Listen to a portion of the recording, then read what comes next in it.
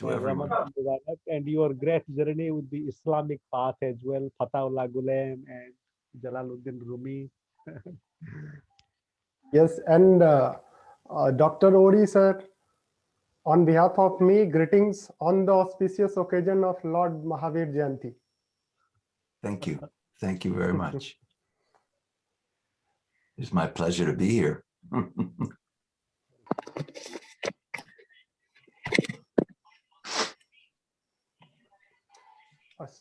We'll start the session after 5:35. Sounds good. Sounds good.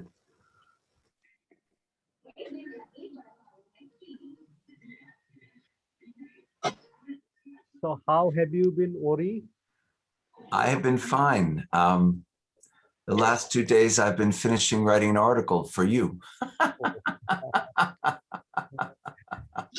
For one of your many fruitful projects. So this one is about peace, you know, the Dharma, peace, the Dharma of peace. So appropriately enough. How are things there, Ananda? It is challenging, and it is just so tragic. Yeah. And it is like a man-made, you know, Yeah, exactly. indifference and suffering and death, and our political and the ruling regime, it lost sight of, you know, the need to continuously allot ourselves, and Yes. then without any restriction on huge gatherings and everything, and now innocent people are dying, unbelievable. Yeah. And The hospital numbers are bed, horrifying. and very, it is brutal, and nobody is being made responsible for it, you know? Well, we have just gone, as you know, through 4 years of that, one way or another.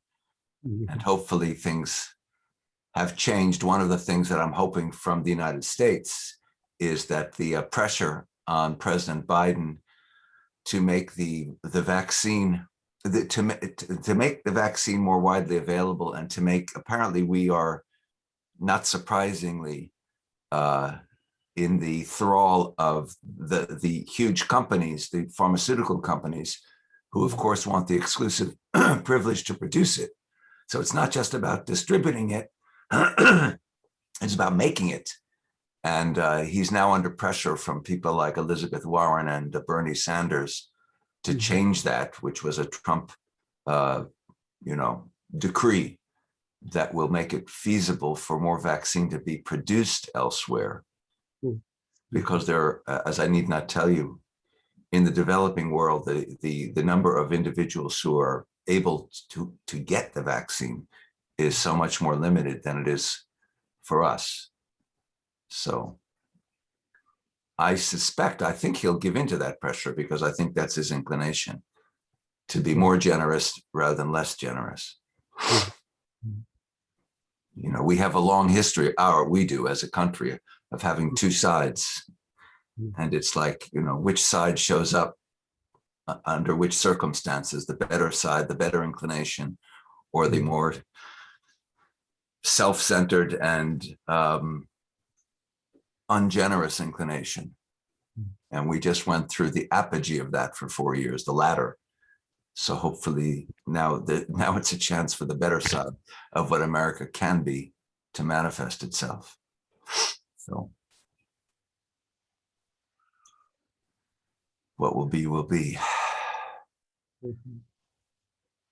But some very important initiatives of the present government, like family plan, family support, and lifelong learning. And these are very important initiatives. And in a way, it relates to our theme, the very great theme, Tikkun Olam, repairing our world. Exactly.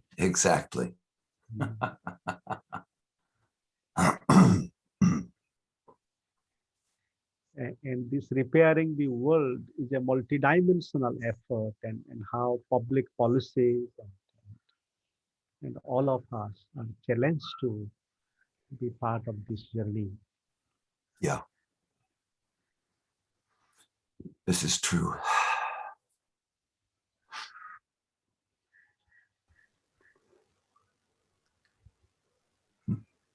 Just 1 minute. Sure.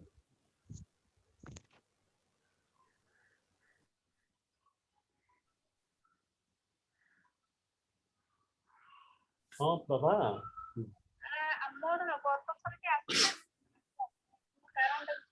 ସେଇଟା room ରେ ତୁମର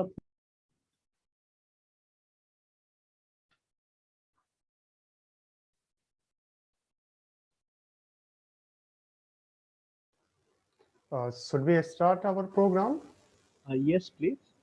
Okay. So, namaste to everyone. Let me invite. Yes. Okay. So, namaste everyone. I, Randhir Gautam, on behalf of School of Humanities and Social Sciences of Raffles University, welcome everyone. I also welcome you on behalf of Swadhyaya Sahachkara, Circle for Creative Co-Learning, Vishwaneedam Center for Asian Blossoming, Puducherry and Chennai, and Rage Global Foundation USA. It's my honor to welcome our distinguished speaker, Professor Dr. Ori Z, soltes, and all the distinguished participants to this event.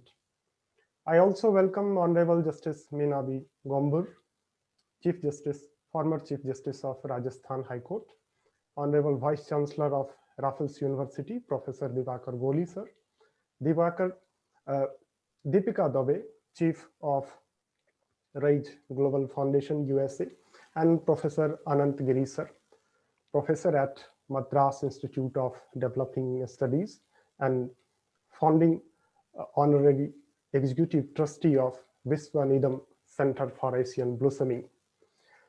Let me give a brief introduction of today's speaker, Professor Dr. Ori.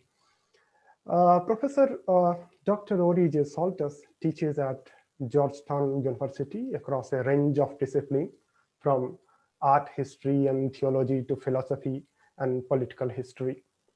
He is the former director and curator of a National Jewish Museum, where he curated over 80 exhibitions. He is also the author of more than 230 books, articles, exhibition, catalogs, and essay over a range of topics.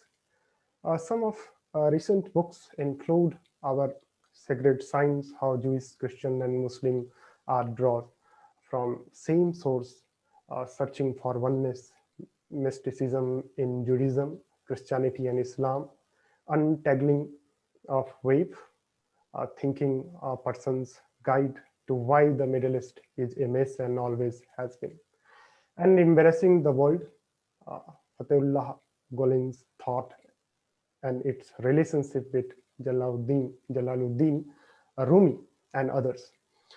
Today is the first event in our collaboration with Swadhyaya Sahachkara and Vishwaneedam Center for Asian Blossoming. This interns will be actively engaged in reporting on cultural religious dialogues, webinar conferences on ongoing social cultural issues, and discussing related to social cultural issues. Let me also give a brief introduction of our Swadhyaya Sahachkara, that is Circle of Co-Learning and of Self and Mutual Studies. Swadhyaya Sahachkara Co-Learning Circle of Self and Mutual Studies is an initiative of studying and learning together self, culture, and societies and the world. Friends associated with this are eager to work and mediate with new horizons of thinking and new movements of social and cultural change at work in our contemporary world. We study seekers such as Sir Aurobindo, Mahatma Gandhi, Chittaranjan Das, a seeker of creative thinker from Odisha, India, and many others from around the world. We also present our own writings and reflect upon our creativity together. We also invite speakers from different fields of lives to share with their lives, vision, sadhana, and struggles for a creating world of beauty, dignity, and dialogue. We meet every Sunday or sometimes Wednesday. It's our university, pleasure to have collaboration with Swadhyaya Sahachkara and Vishwaneedam Center for Asian Blossoming, Puducherry and Chennai. Thank you so much, Professor Anand Giri sir, for giving a great opportunity to nurture our creative thinking. Now, I would like to invite Professor Anand Giri sir to kindly moderate the session, which topic is Talmud, callback, and mystical streams of Judaism, contemporary significance, and creative pathways for our alternative planetary future. Sir, over to you. Thank you so much, dear Ranveer, and a warm welcome to our dear and respected friend, Professor Ori Z. Soltes. And it is a joy for us to be together this evening, this morning, and in a way, our co-presence of time in some place as Professor Ori is with the morning, and in some place as Professor Meera Chakrabarti, and welcome to Professor Meera Chakrabarti is also our co-nurturer of this initiative. Slowly it is blossoming, Vishwaneedam Center and other friends.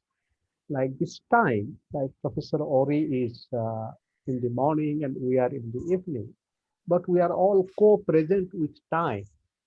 And this reminds me very insightful reflections of Professor Ori on his own heritage, Judaism, and in which he says that in how in the Judaic path, it is time that is significant. And that significance of time and temporality and being with time, and not so much where we are, wherever we are, we can be with our time in a much more meaningful way, in a much more creative way. And my little hunch is that Professor Ori is making a very interesting distinction between the so-called Old Testament and the Talmud, the whole Talmudic way of reading and being, and which possibly has a lot more openness. And as we know in the Hebrew Bible, there is not a completed full sentence. To read is, it is a journey, and with my limited journey with it, that itself, that with a sentence without a full stop, it opens up a responsibility of reading and being. And with our Swadhyaya Sahachkara, we have a way of beginning with a song, and one of our friends was going to present a song. Let me check if she is present. Prabhati Appa, are you there? Amaro Tapu Bhai, is Prabhati Appa there?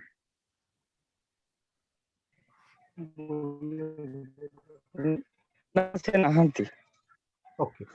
So in fact, we wanted to, with our technical difficulties, we wanted to present you a welcome song from Rabindranath Tagore, and it goes like this: Oi Mahamanava Ase, Dike Dike Romancha Jage, Martya Dhulira Ghase Ghase. It means this Mahamanava, this great person is coming, and Dike Dike Romancha Jage.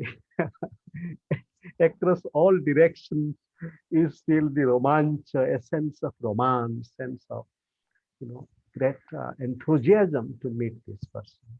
And Martya Dhulira Ghase Ghase.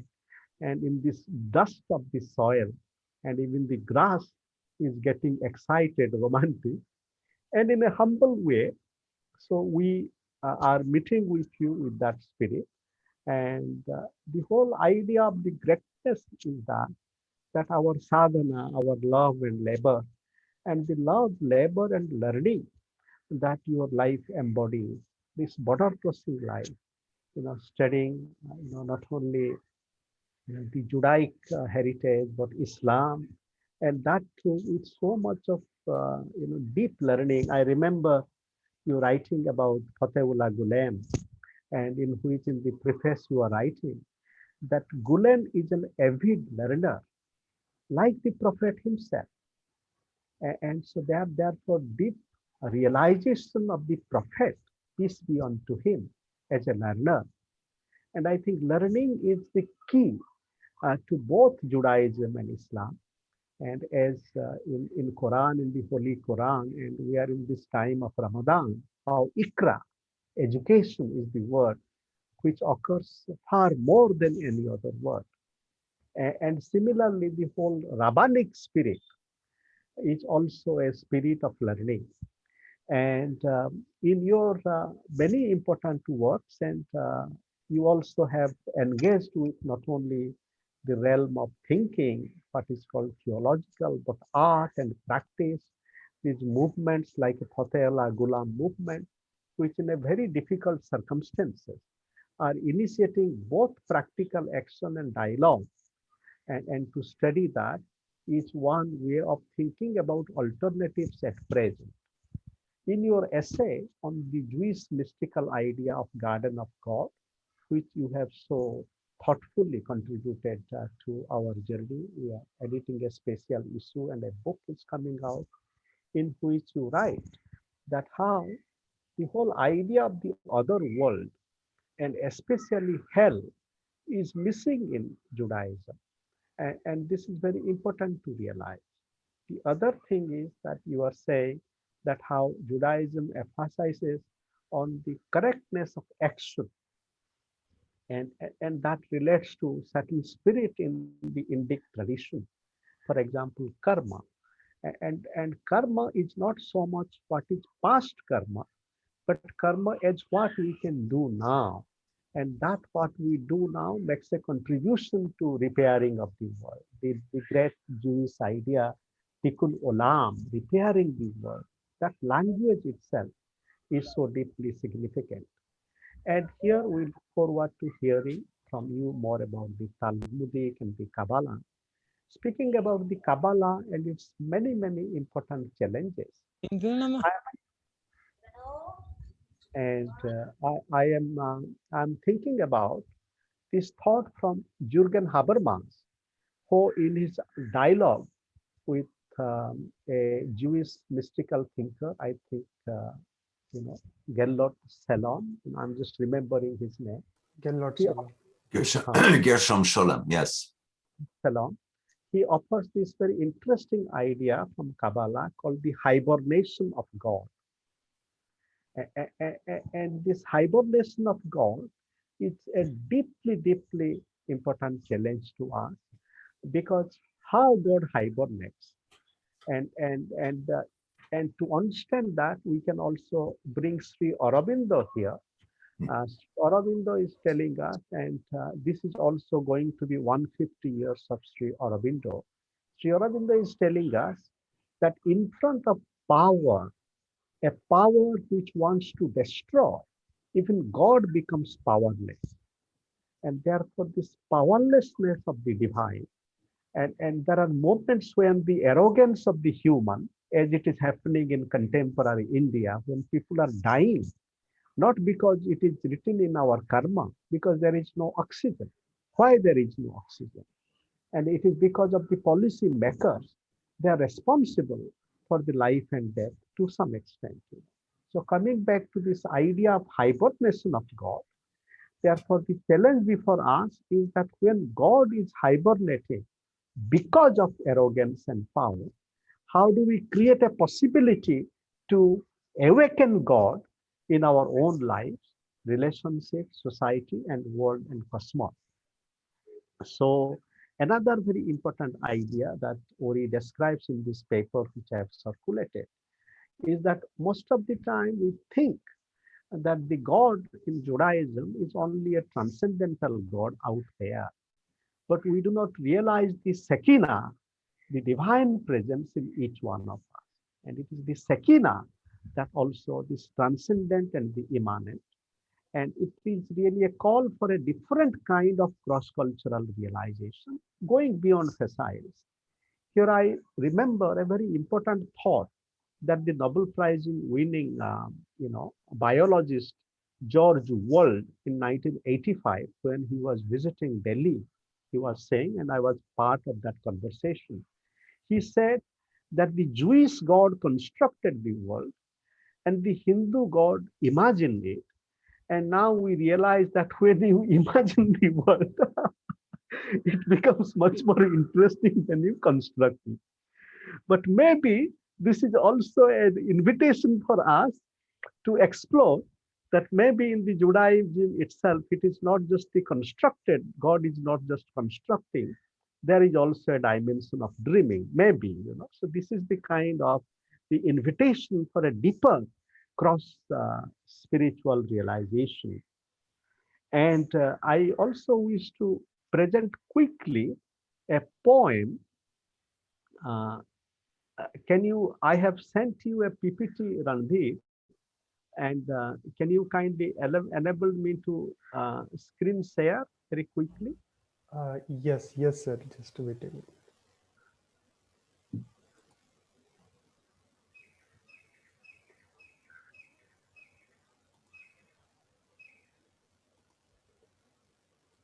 Yes, sir. Now you can share your content. Okay. Share screen.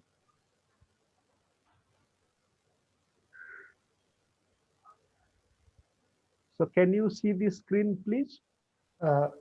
Yes, it is about to be. Okay.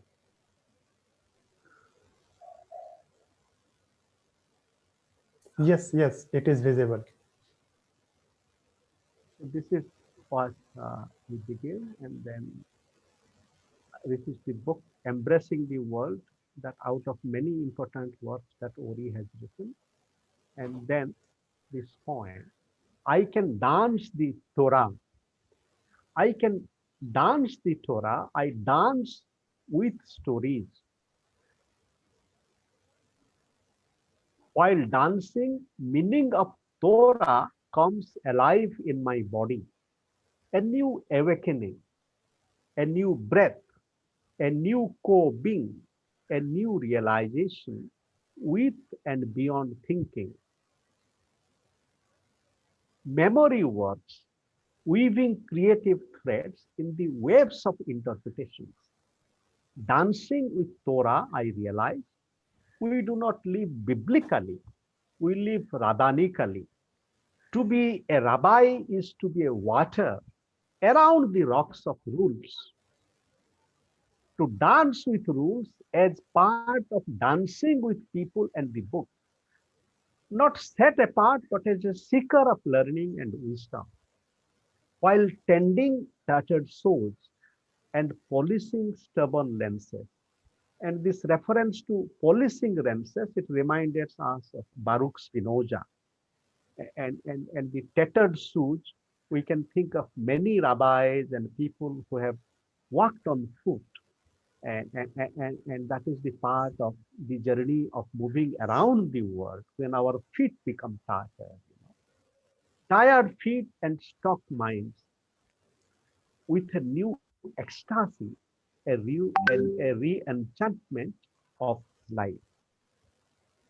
So with this brief submission, and before we move ahead, we are very blessed to have the presence of Justice Govor with us, and also our respected sister, Daveji from USA, who is nurturing RAISE Global Foundation. And it would be lovely to have a few words from both Justice Govor and our sister Dave before we listen to Ori. Is it all right, Ranbir Bhai, to invite them? Yes, sir. You can just stop the sharing screen.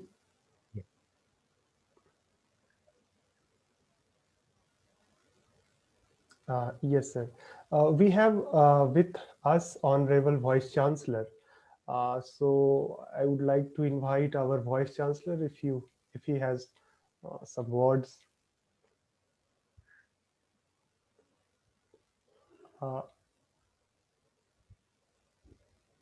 I think. Gautam, you can carry out. Okay, no problem, sir. Okay, sir. Professor Anand Tigri, sir, we can carry out with Dr. Ori Soltes presentation.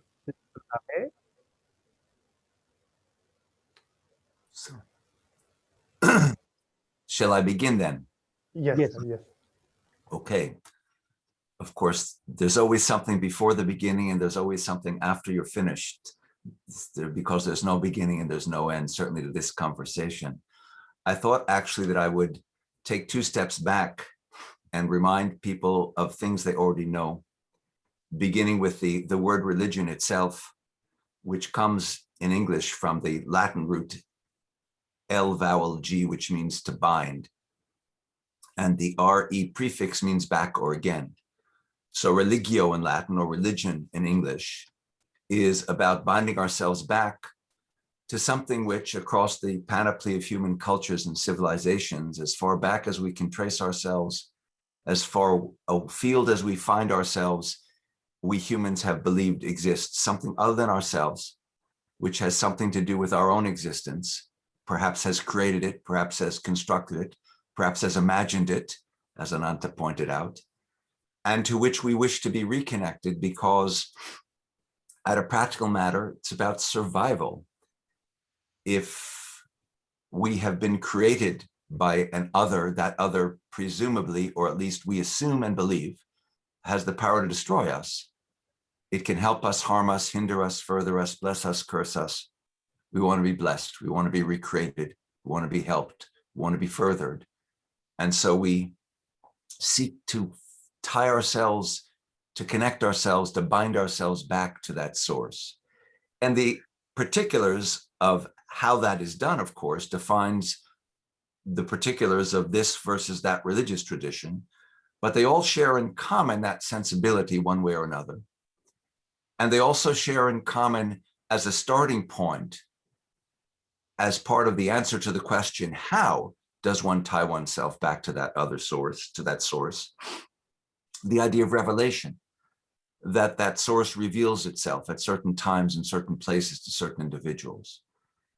And every religious tradition follows from that kind of a beginning point to the process of interpretation, because once the individual or individuals to whom that other has revealed itself are gone and have left behind the words discussing and describing and engaging, exploring, explaining that other, once that intermediator is gone, we often find ourselves trying to understand what the words mean, and we don't necessarily do so. So if, to give an obvious and banal example from within the Torah, when it says thou shalt not commit murder, the obvious question is, what does it mean to commit murder? If I swat a mosquito on my hand and my wrist, have I committed murder? Well, if I'm a Jain, I would say I have. But if I am a Jew, a Christian, or a Muslim, I probably might not think of it that way. If I'm defending myself against someone who attacks me and that person dies as a consequence, was that murder? You know, the problem that Arjuna has when he is about to engage in battle with his own cousins and neighbors because his blind uncle has usurped his throne. And he turns to his charioteer, who just happens to be Krishna. Krishna spends the whole rest of the Bhagavad Gita explaining why it is a legitimate act to be engaged in this battle, both because it will restore the order of things. So it will restore Dharma, but it's also Dharma that Krishna is offering to Arjuna. But more importantly, of course, he says, you can't really kill them anyway. You may kill the body, but because the soul undergoes a constant revisiting the body, samsara, an ongoing cycle of reincarnation, then the condition of their soul, of their Atman, has to do with them, not with you. So you need not fear that you're actually committing murder anyway. So my point, of course, is I've already just thrown out a few examples of how one might differently interpret the same words that are presumed by at least some religious traditions to be those of God that have come through an intermediary, in this case, Moses, to his followers and their descendants. So the point is that most of the history of religion is actually not about revelation, it's about interpretation. And of course, one of its biggest difficulties or problems is the confusion between these two concepts. So when I begin to believe that my interpretation of the revelation is as unequivocally accurate as the revelation itself, and you and I disagree, I might be willing to take action against you, violent action, because I mistake my interpretation for the revelation itself, which I therefore feel compelled to defend. Well, the rabbinic tradition is part of the process of interpretation that kind of falls into three categories, one might say, and they overlap. The Talmud itself, which word in Hebrew means learning, is largely but not entirely legalistic. So as Ananta pointed out, it is about how one lives in the here and now with a sense of pleasing, not displeasing God.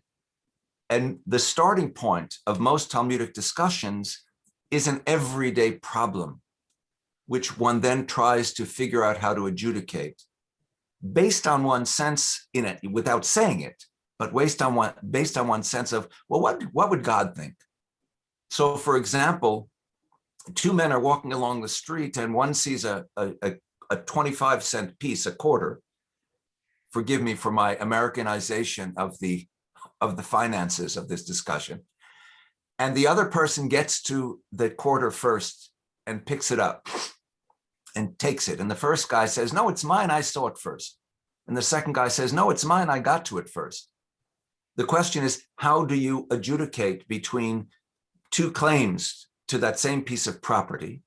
And in the case of a quarter, it's 25 cents. So even if you want to play the game of dividing it, you can't divide it evenly, because someone's going to get 12 cents, someone's going to get 13 cents. So someone is going to feel he got less and the other person will say, aha, I got more. So that's an everyday problem. And the everyday problems that one finds strewn throughout this vastness of the Talmud range from that kind of a question to the question of sexual relations between a husband and wife, to the question of how correctly one should celebrate this particular festival or that particular holiday, and so on and so forth. The Talmud is dominated by this kind of legalistic thinking. It never concerns itself, or almost never, with theological questions. You know, does God exist? Or how is God? Or what is God? It takes it for granted that God exists and that everybody knows what God is. What it's more concerned with is, but how do I live my life in the everyday sense, dealing with myself, my family, my community, humanity, in a manner that would be acceptable to God?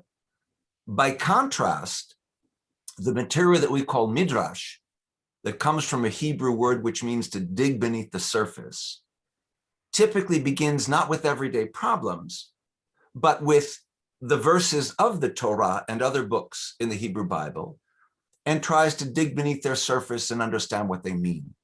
Again, I'll give you one example. The opening words of the book of Genesis in English are, in the beginning, God created heaven and the earth. So the Midrash immediately engages the question, which did God create first, the heaven or the earth? And one rabbi says, oh, it was the heaven because of this. You know, a king first creates his throne and then his footstool. The heavens are referred to by the Psalms as the throne of God, the earth, my footstool. So God obviously creates heaven first, earth second. Another rabbi says, no. You first create something to stand on, then you look up. So God created the earth first and then the heavens. And the third rabbi says, you guys are both idiots. It's like a pot and its top. They're created simultaneously. And what's interesting is then he goes on to say, it's like, you know, it says Abraham, Isaac, Jacob. Abraham, Isaac, Jacob. You would think, are we supposed to honor Abraham more than Isaac, Isaac more than Jacob? But in this passage here, it reverses the order. It says the God of Jacob, the God of Isaac, the God of Abraham. It says, honor thy father and thy mother. But here it says, fear your mother's house and your father's house. It reverses the order to teach us we're not supposed to honor our father more than our mother, but to honor them equally, which means that this very esoteric conversation that began with the question of heaven and earth ends up in the same place that a Talmudic discussion would, with a very down-to-earth kind of point. Heaven and earth created the same becomes the analogy of we honor the mothers and the fathers equally. We honor our father and our mother and our father equally. So Midrash, starting with the text, digs beneath its surface. And the mystical tradition within Judaism, which is often treated as if it's other than the rabbinic tradition, is really just another part of it. It's a part that seeks to dig even deeper beneath the surface of God's words in order to understand how we can most effectively connect to God and connect to each other, and connect to God by connecting to each other.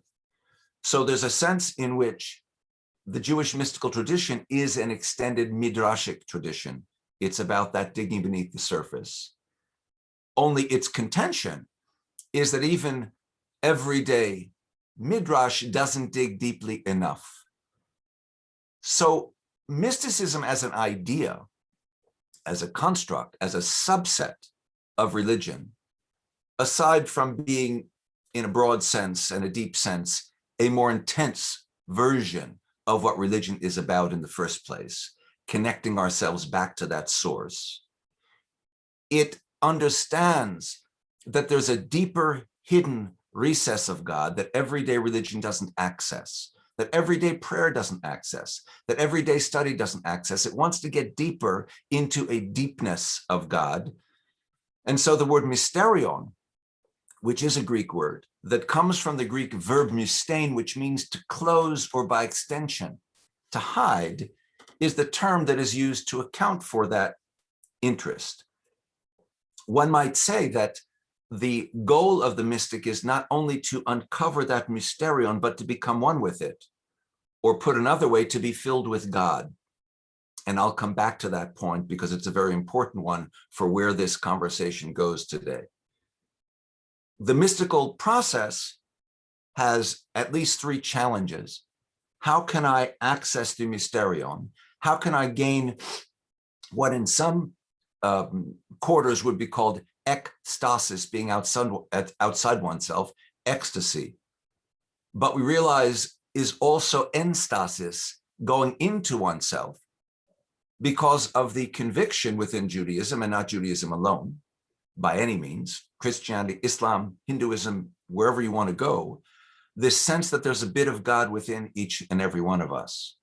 So by the way, even as the other, God is utterly other than what we are, transcendent, there's a sense in which God is within us. So there's some sense in which we must be like God, God must be like us. If I'm seeking the mysterion, it may mean seeking within myself to find that hiddenness. Mind you, that's dangerous territory. Seeking within myself can become, if I'm misdirected, an egotistical enterprise. I'm looking within myself, but it's not the self that I'm seeking. It's the godness within the within that I'm seeking. So the challenge, whether one thinks of it as going in or going out, and of course to think in normal spatial terms in any case where divinity is concerned, is a bit absurd. We may think of that in our own terms, but not in God's terms. Space and time don't mean for God what they mean for us. So the challenge is somehow to get there and to get back from that experience and to articulate it, because the challenge is not to experience ekstasis or enstasis, ecstasy or ecstasy. The challenge is not, and the goal is not, to become filled with God, because that is too selfish. It's to be filled with God so that I can then share the consequences of that experience and improve the community around me. Whether I think of the community as, my 10 followers, or whether I think of it as the entire human race, however I construe that idea of community, that's my goal, that's my obligation. If my obligation is enlightenment for myself, it's not going to happen, because that will be too selfish. And if I'm to be filled with God, I've got to empty myself of self. So this also suggests dangers. Can I come back from that presumably wonderful state from which I may not want to come back? If I don't, I'm dead. or I've gone mad, or I've apostatized. The danger, the challenge, the goal, they all interweave each other. How to have this experience, how to return from this experience, how to share the consequence of this experience so that ultimately I become a force for improving the community around me. So within the specifics of the Jewish mystical tradition, which is often referred to as Kabbalah, indeed, Kabbalah actually represents a phase within that history. The first phase is called Merkava.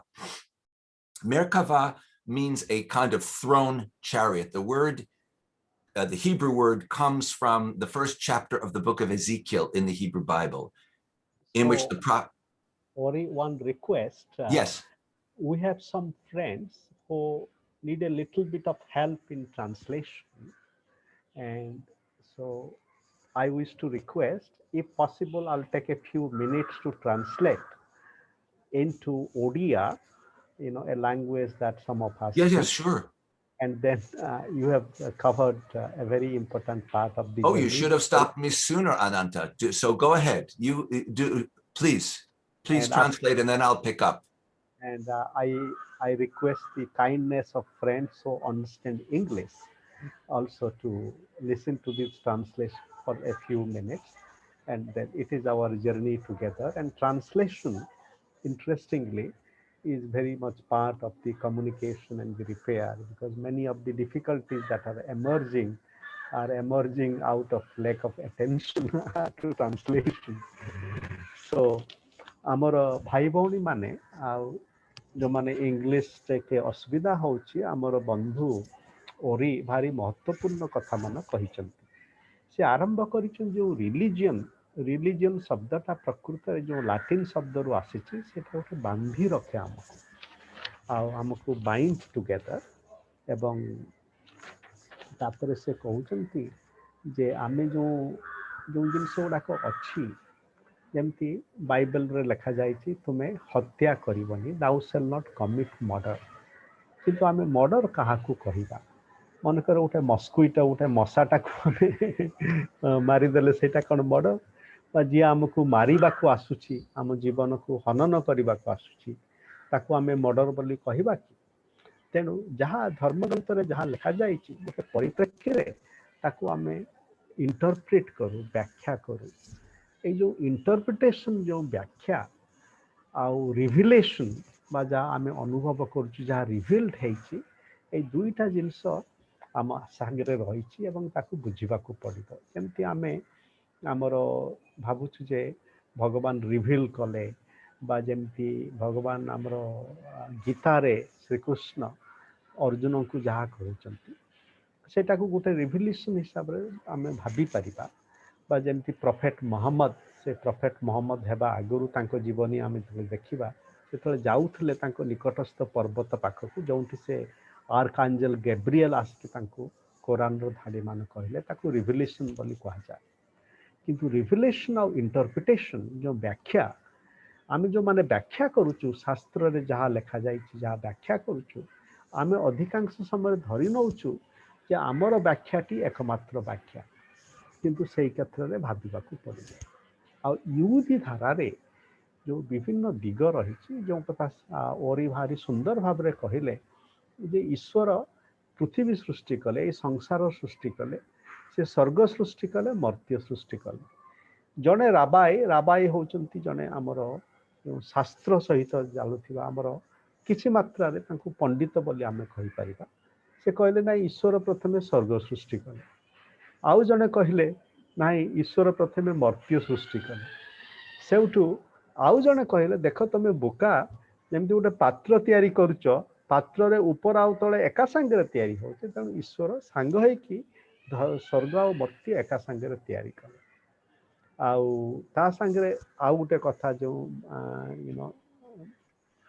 Talmud रे आमर यूदी ग्रंथ रे लिखा जाइछि दाउ shell honour your father तुम्हें तुमर पिता को सम्मान देव एवं माता को सम्मान गोटे जगह प्रथम लिखा जाउछि पिता को सम्मान आ गोटे जगह माता को सम्मान देव यह अर्थ आमे सांग है कि माता आउ ପିତାଙ୍କୁ ସମ୍ମାନ କରିବା ଏବଂ ଏହା ନୁହଁ ଯେ ଆମେ ପିତାଙ୍କୁ ଅଧିକ ସମ୍ମାନ କରିବା ଏବଂ ଏଇଟା ଗୋଟେ ଭାରି ମହତ୍ୱପୂର୍ଣ୍ଣ ଆହ୍ୱାନ କାହିଁକି ବେଳେ ବେଳେ ଆମେ ଭାବୁଛୁ ଯେମିତି ଇହୁଦୀ ଧର୍ମରେ ଯେ ପିତାଙ୍କୁ ଯେତେବେଳେ କୁହାଯାଉଛି ଯେ ଈଶ୍ୱର ହେଉଛନ୍ତି ଫାଦର ଗଡ୍ ଦି ଫାଦର ତେଣୁ ଆମେ ଭାବୁଛୁ ଯେ ଗଡ୍ ଦି ମଦର ଏମିତି ନାହାନ୍ତି କିନ୍ତୁ ଏଇସବୁ ଅନୁଭବ କଲେ ଆମେ ଜାଣିପାରିବା ଯେ ଗଡ୍ କେବଳ ଫାଦର ନୁହନ୍ତି ଗଡ୍ ମଧ୍ୟ ମଦର ଆଉ ଇହୁଦୀ ଧର୍ମରେ ଆଉ ଗୋଟେ ପରମ୍ପରା ହେଉଛି ତାକୁ ମିଦ୍ରାସା ବୋଲି କୁହାଯାଏ ସେ ମିଦ୍ରାସାରେ ହେଉଛି ଯେ ଆମେ କେମିତି ଯାହା ପଢ଼ୁଛୁ ତାର ଗଭୀରକୁ ଯିବା ଆଉ ତା ସହିତ ଯେଉଁ ଇହୁଦୀର ଯେଉଁ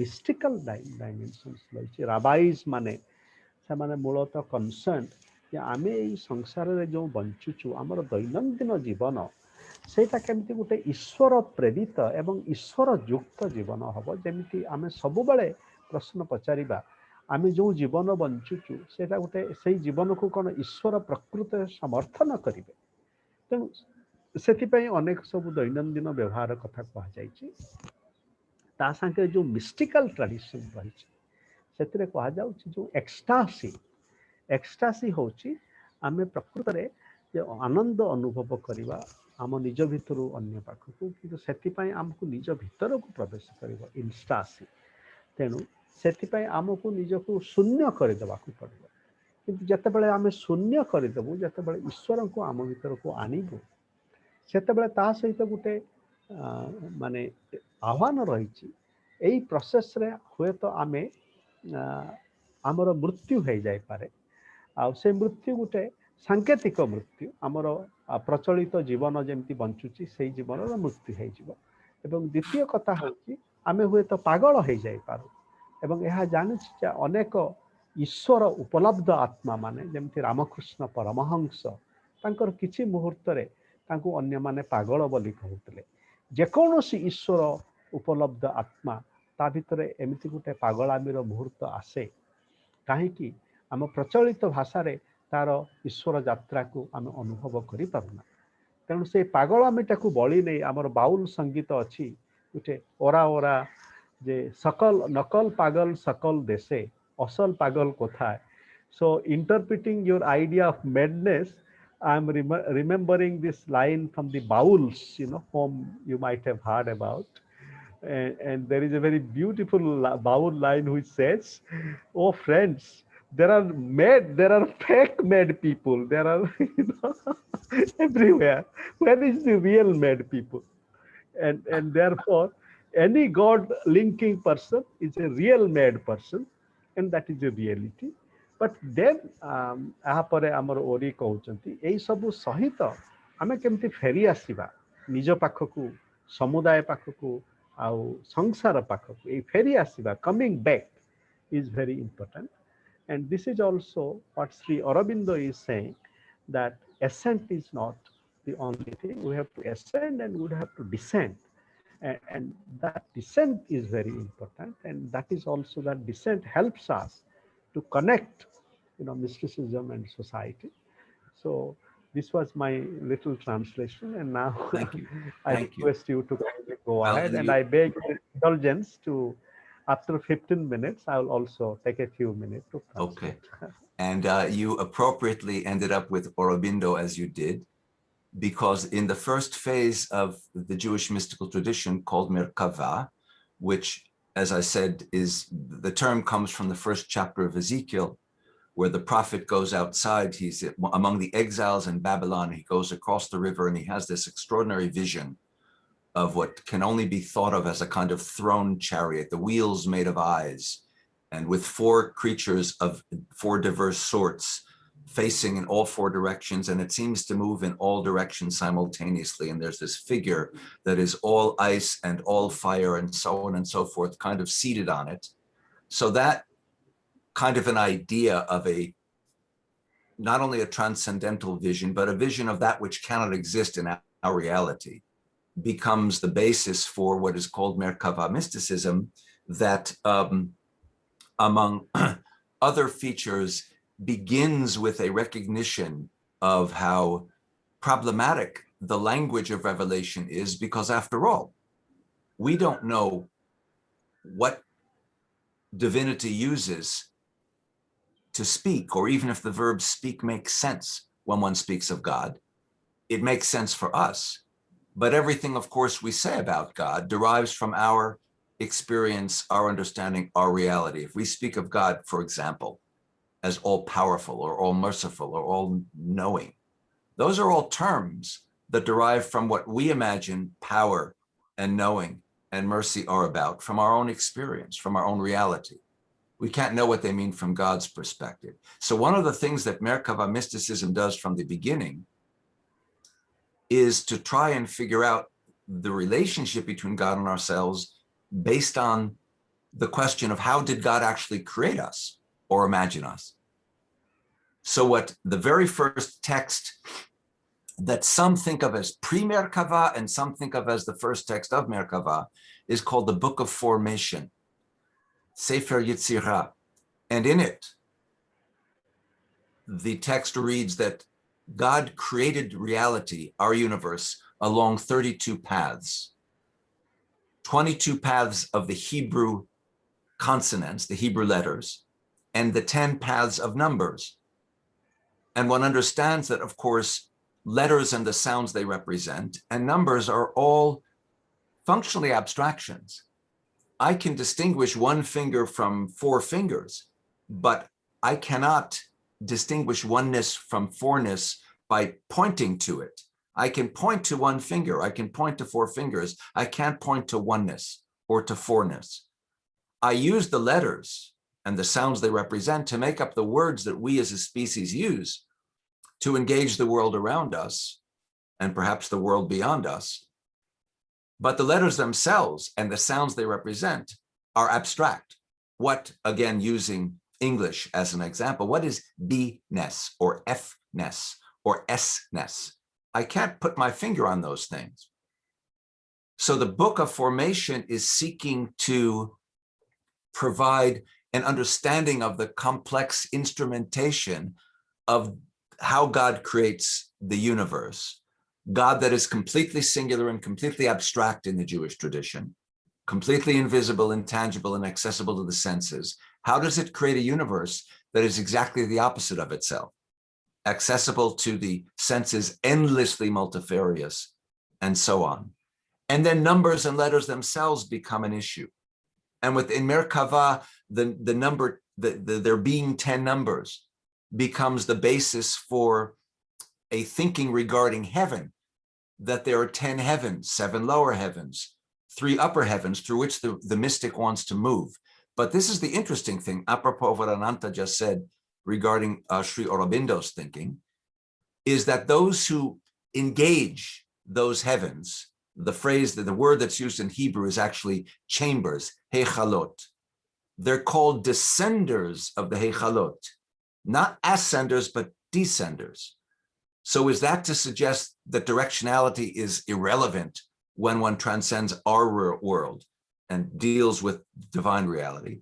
Is it to suggest humility, that when I think of myself as trying to engage God, I have to descend, not ascend, because ascend sounds too egotistical. Descend is more effective in expressing my humble sense of self. So these concepts become foundational to the Jewish mystical tradition that by the 9th, 10th, 11th centuries has shifted from its Merkava phase, which largely emphasizes the awesome qualities of God, to its Kabbalistic phase, where the loving relationship between God and ourselves is more the emphasis. It's not that distance is not there, as I'll indicate in a second, but at the same time that there is distance, transcendence beyond what I can imagine, there is immanence, there is presence within us. So among the various ideas that occur within Kabbalah, the two that I would point out that exemplify this quintessentially are, one, the idea of the 10 realities that are called Spherehood in Hebrew, whether we want to understand those as spheres, whether we understand those as concepts, aspects of the relationship between God and ourselves. And the Spherehood may be understood going from the lowest, which is kingdom, to the highest, which is crown, as a kind of space between ourselves and divine space? Or is it that the lowest of those, kingdom, Malchut, is as it were the bottommost part of God's reality? Or is it that Keter, crown, is the uppermost part of our reality? And the fact is, all three different spatial ways of thinking of this coexist. Moreover, the Sphirot that are depicted typically in a series of triads of three elements, center, left, and right, are often spoken of as if one side of this tree of Sphirot is female and the other side is male. Except that proves not to be true either, because the two can cross each other. So the proper way to try and imagine the Sphirot is not as this image that is stagnant, but something that is spinning like a gyroscope, where left becomes right and right becomes left and male becomes female and female becomes male simultaneously.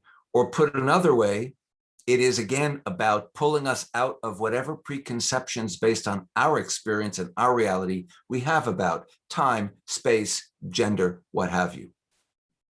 Moreover, it turns out that as Kabbalah develops, beyond Keter, the uppermost of the Sphirot, there's a reality that is called the endless light, Ein Sof Or. And it turns out that beyond that, or within that, again, space doesn't count here, there's another reality called endless, Ein Sof. And it turns out that beyond that, or deeper within that, there's a reality simply called Ein, which means not, notness. So not being, unbeing. The point of which is to suggest for the mystic who seeks connection with the mysterion, who seeks that innermost, hiddenmost recess of God, whether out there or in there, is no matter how close you get, you don't quite get there. There's always an infinitesimally thin veil between you and divinity. And yet at the same time, you believe that you can have that intimate relationship with God. And that intimacy is reinforced by the second concept, which Ananta mentioned in his introductory remarks earlier, the concept of the Shekhinah. Shekhinah means presence. So Shekhinah is the term that is used in Kabbalistic verbiage to refer to God's presence among us. So in Genesis, God is represented as throwing Adam and Eve out of the Garden of Eden because they disobeyed. But the Shekhinah is the aspect of God that goes with them. He doesn't, she doesn't, it doesn't just send them out. It goes with them. When the Israelites wander for 40 years through the wilderness, it is God's presence among them that is symbolized and signified for them by this idea that is described in the Torah of a pillar of fire by night and a pillar of smoke by day that hovers over the tabernacle where the tablets of the law brought down from Sinai by Moses are kept. And that tabernacle, in Hebrew, the word is Mishkan, and the root of Mishkan is the same root as the root Shekhinah. So it is God's presence that is leading them and is in the midst of them, signified by that semi-abstraction. You can see smoke, you can see fire, but you can't grasp them the way you can grasp the edge of your table. It falls between those realities. The other thing about Shekhinah that is important, moreover, is that in the grammar of Hebrew, which like Arabic and like many other languages, has no neuter. It only has feminine and masculine. Every noun, every adjective, every verbal form is either one or the other. So the standard issue words in Hebrew for God are masculine in gender, but Shekhinah is a feminine gendered word. So it comes to be understood as a female aspect of God, a God who in the Jewish tradition has no gender. So the genderless God is bigenderal, which is another way of saying genderless. And any inclinations I might have to favor the masculine over the feminine are undercut by the concept of the Shekhinah, which is inherent in every female because of the femaleness of the gender, grammatically speaking, of that word that refers to God's presence. So Kabbalah develops, and this is just the tip, of course, of the iceberg of concepts, as it moves to its later phase. One of the places where in the 16th century it is taken up is the community of Safed in the northern Galilee in what is today Israel. And a figure who is only around for 3 years, he dies of plague at the age of 38, is a guy by the name of Isaac Luria. And Isaac Luria introduces into Kabbalah a range of new ideas, and I'm just going to share a few of them with you because they're relevant to where this conversation ultimately goes. So concept one, unusually, because one does not typically have the concept of samsara in the Jewish tradition, in the rabbinic tradition, in the Talmud, even in Kabbalah or Merkava, he introduces the concept of transmigration of souls. So it's called a waving, gilgul, a waving, like waves, what's the word I want? Wheeling, wheels. The soul is reincarnated over the course of time. He introduces to the question of how God created the universe a view that is the opposite of what traditional Kabbalah claimed. Traditional Kabbalah claims that God emanates out of its singularity by way, initially speaking, of the letters and numbers, but generally then later by way of the Spherehood, by way of this, by way of that, God emanates out into what becomes our reality. Luria says that's not the way it happened. The problem is, how can there be room for our reality? Because God is everything. So God decides to withdraw itself into an infinitesimal point. The word of withdrawal in Hebrew is called tzimtzum. God doesn't emanate, God shrinks into nothingness to leave space for the universe. That will obviously have potential moral implications. Ananta alluded to this in his introductory remarks. If God withdraws into an infinitesimal space, it's a kind of hiding. And in that space that is left for us, we're also left to act with free will, whether for good or for evil. And as we know, over the course of human history and across human geography, we have been capable in excess of both good and evil. The third concept, among, as I said, many others that I would share with you from Luria, is the concept also that Ananta referenced a number of times of tikkun olam, of fixing the world, that it is our obligation to leave the world a better place than it was when we were born into it. So if I can translate this into another vocabulary, our karma should be one of engaging, our action should be one of engaging in improving the world in whatever little or larger ways we can. That's essential to Lurianic Kabbalah. One last thing, and that is Lurianic Kabbalah also thinks in the concept of community in the following way. There is a leader. The Hebrew word is tzaddik. It is more or less the equivalent of sheikh, of pir, of guru. But he alone cannot improve anything.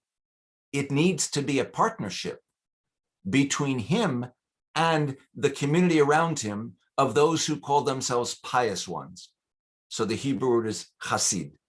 Again, if I think of a kind of equivalent within Sufism, it's going to be the Darvish. And obviously in other traditions, other languages, one can find other terms. So it's a partnership between the leader and the community around him that helps to improve things. And that's understood to be a model for how humans more broadly should be. A partnership with God who made, who constructed or imagined the universe, but in imagining or constructing us within it, who are imperfect beings. That wasn't God's accident, that was God's intention. We are obligated to continue the process of creation and imagination by continuing to improve the world. The last phase of Jewish mysticism is in fact called Khasidism, Chasidut, in which the idea of the community of pious ones is expanded into a range of communities, and what one sees in the Hasidic movement and as it is being born in the second half or so of the 18th century and beyond is, I like to use the phrase social esotericism, because the esoteric nature of mysticism, by definition, it's esoteric. Not everybody can do it. You might die, you might go crazy, you might apostatize. It's not a good thing. The mainstream leadership doesn't want us to do it because it's going to drive us out of our minds. Although Ananta points out that we're already there. Anyway, we're the real madmen. I love that, Ananta. I love that. That the esoteric nature of the Jewish mystical tradition spreads, as it were, to become a very ground level where everybody can and everyone wants to and everyone needs to participate. So put another way, the figure who is that tzaddik, that sheikh, that pir, that guru, the center of a given community, is understood to be a kind of bridge between God and ourselves, who may be aware of all of these esoteric ways of connecting to the mysterion, but at the same time is an everyday person whom, if you passed him on the streets, you wouldn't even recognize as someone particular and special. And everyone within the community who is an everyday person has the capacity to participate in specialness to an intense kind of extent. So all of this obviously has a strong contemporary significance. One can think of it on different levels. There is, for example, the visual level, where not only... Maybe, dear Ori, if it is all right at this yes, point. intervene at this point, and then I will wrap things up when you are finished. Yes. And it is not so much intervening as becoming a medium of... Yes. Okay. You are the Muhammad of translation. Peace be unto you. So, Salam alaikum. So, and Allah Hafiz. So, amara bhai bhauni mane, amara bandhu Ori ଅନେକ ମହତ୍ୱପୂର୍ଣ୍ଣ କଥା ମାନ କହିଛନ୍ତି। ସେ କହୁଛନ୍ତି ଯେ ଆମର ଯେଉଁ ଜୁଇସ୍ ମିଷ୍ଟିକାଲ ଟ୍ରାଡିସନରେ ଯେଉଁ କାବାଲା ପାଖକୁ ଆସିଥିଲେ, ଆଉ ସେ କାବାଲାରେ ଗୋଟେ ଜିନିଷ, ଗୋଟେ ଧାରା ଅଛି ମର୍କାବା, ଆଉ ଯେଉଁଥିରେ ଭଗବାନ ଶକ୍ତିଶାଳୀ, ଆଉ ସେ ଯେଉଁ ମାର୍କାଲାର ଯେଉଁ କଥାଟି ମର୍କାବା, ସେଇଥିରେ ମୂଳ କଥା ହେଉଛି ଯେ ଭଗବାନ ଆଉ ମଣିଷ ଭିତରେ, ଈଶ୍ୱର ଆଉ ମଣିଷ ଭିତରେ ସମ୍ପର୍କ କ'ଣ, ଏବଂ ତା ଭିତରେ କହୁଛନ୍ତି ଯେ ଏଥିରେ ଗୋଟେ ହେଉଛି ବୁକ୍ ଅଫ୍ ଫର୍ମେସନ୍, ଯେଉଁଥିରେ ଈଶ୍ୱର ଯେଉଁ 32ଟା ଜିନିଷ ସୃଷ୍ଟି କରିଛନ୍ତି, ତା ଭିତରୁ 22ଟା ହେଉଛି ହିବ୍ରୁ, ଇହୁଦୀ ଭାଷାର ଯେଉଁ କନସୋନେଣ୍ଟସ୍, ଆଉ ହେଉଛି 10ଟା ନମ୍ବର, ଆଉ ଏଇଥିରେ ବି ଉଭୟ ଏସେଣ୍ଟ ଆଉ ଡିସେଣ୍ଟ, ଉଠିବା ଆଉ ତଳକୁ ଆସିବା ବିଷୟରେ କୁହାଯାଉଛି। ଏବଂ ଡିସେଣ୍ଟଟା ଭାରି ମହତ୍ୱପୂର୍ଣ୍ଣ, କାହିଁକି ସେଇଥିରେ ହିଁ ଆମର ନମ୍ରତା, ଆମର ଈଶ୍ୱର ପ୍ରୀତି ଆମ ପରସ୍ପର ସାଙ୍ଗରେ ଏବଂ ସଂସାର ସାଙ୍ଗରେ ସେଇଟା ପ୍ରତିଫଳିତ ହେଇଥାଏ। ତା ସାଙ୍ଗରେ ଆଉ ଯେଉଁ କଥା କୁହାଯାଉଛି ଯେ 10ଟି ରିଏଲିଟିଜ୍ ଅଛି, ବାସ୍ତବତା ଅଛି, ଯାହାକୁ ସ୍ପେରନ୍ସ ବୋଲି କୁହାଯାଏ, ଏବଂ ସେଇଥିରେ ଆମେ କେମିତି ତଳୁ ଉପରକୁ ଯିବା। ଏବଂ ଆଉ ଗୋଟେ କଥା ଯେ ଏଇଥିରେ ଯେଉଁ ଭାଷା ସବୁ ରହିଛି, ଯଦିଓ ହିବ୍ରୁ ଭାଷାରେ କୌଣସି ପ୍ରତ୍ୟେକ ଶବ୍ଦଟା ଗୋଟେ ଅଛି, ଏଇତ ପୁରୁଷ ବା ସ୍ତ୍ରୀ, ଯଦିଓ ଈଶ୍ୱରଙ୍କୁ ପୁରୁଷ ବୋଲି କୁହାଯାଉଛି, କିନ୍ତୁ ସେକିନା, ଯେଉଁ ସେକିନା ଆମ ଭିତରେ ଅଛନ୍ତି, ସେଇଟା ନାରୀ ବୋଲି କୁହାଯାଏ। ଏବଂ ଆଉ ଗୋଟେ କଥା ଯେ ଯେଉଁ ଈଶ୍ୱର ଗଡ୍, ପ୍ରକୃତରେ ତାଙ୍କର କୌଣସି ଜେଣ୍ଡର ନାହିଁ, ଜେଣ୍ଡରଲେସ୍ ଗଡ୍, ଆଉ ସେଇଟାକୁ ବି ବୁଝିବାକୁ ପଡ଼ିବ। ଆଉ ଏଇ ସବୁ ସହିତ ଯେଉଁ ଜୁଇସ୍ ମିଷ୍ଟିସିଜମ୍ ଆସିଲା, ଆଉ ସେଥିରେ ଆଉ ସାଫାତ ବୋଲି ଗୋଟେ ଜାଗା ଅଛି ଅବଶ୍ୟ ଇସ୍ରାଏଲରେ, ଆଉ ସେଠିକି ବି ମୁଁ ଯାଇଛି ଅନେକ ବର୍ଷ ତଳେ। ସେଇଟା ଗୋଟେ ସେଣ୍ଟର ଅଫ୍ ଜୁଇସ୍ ମିଷ୍ଟିସିଜମ୍। ସେଥିରେ ଜଣେ ମହାନ ଆତ୍ମା ଥିଲେ, ତାଙ୍କ ନାମ ଆଇଜାକ୍ ଲୁରିଆ, ଆଉ ସିଏ ଭାରି ଗୋଟେ ମହତ୍ୱପୂର୍ଣ୍ଣ କଥାଟି फोटो खींच गया यार। अरे ଯାହାରେ ସେ କହିଲେ ଯେ ଏ ଯୋଉ ଟ୍ରାନ୍ସମାଇଗ୍ରେସନ ଅଫ ସୋଲ୍ସ କେମିତି, ଆଉ ସେଇ କଥାଟା ଭାରି ନୂଆ ଜିନିଷ ଇହୁଦୀ କ୍ଷେତ୍ରରେ, କାହିଁକି ସେଟା ନଥିଲା।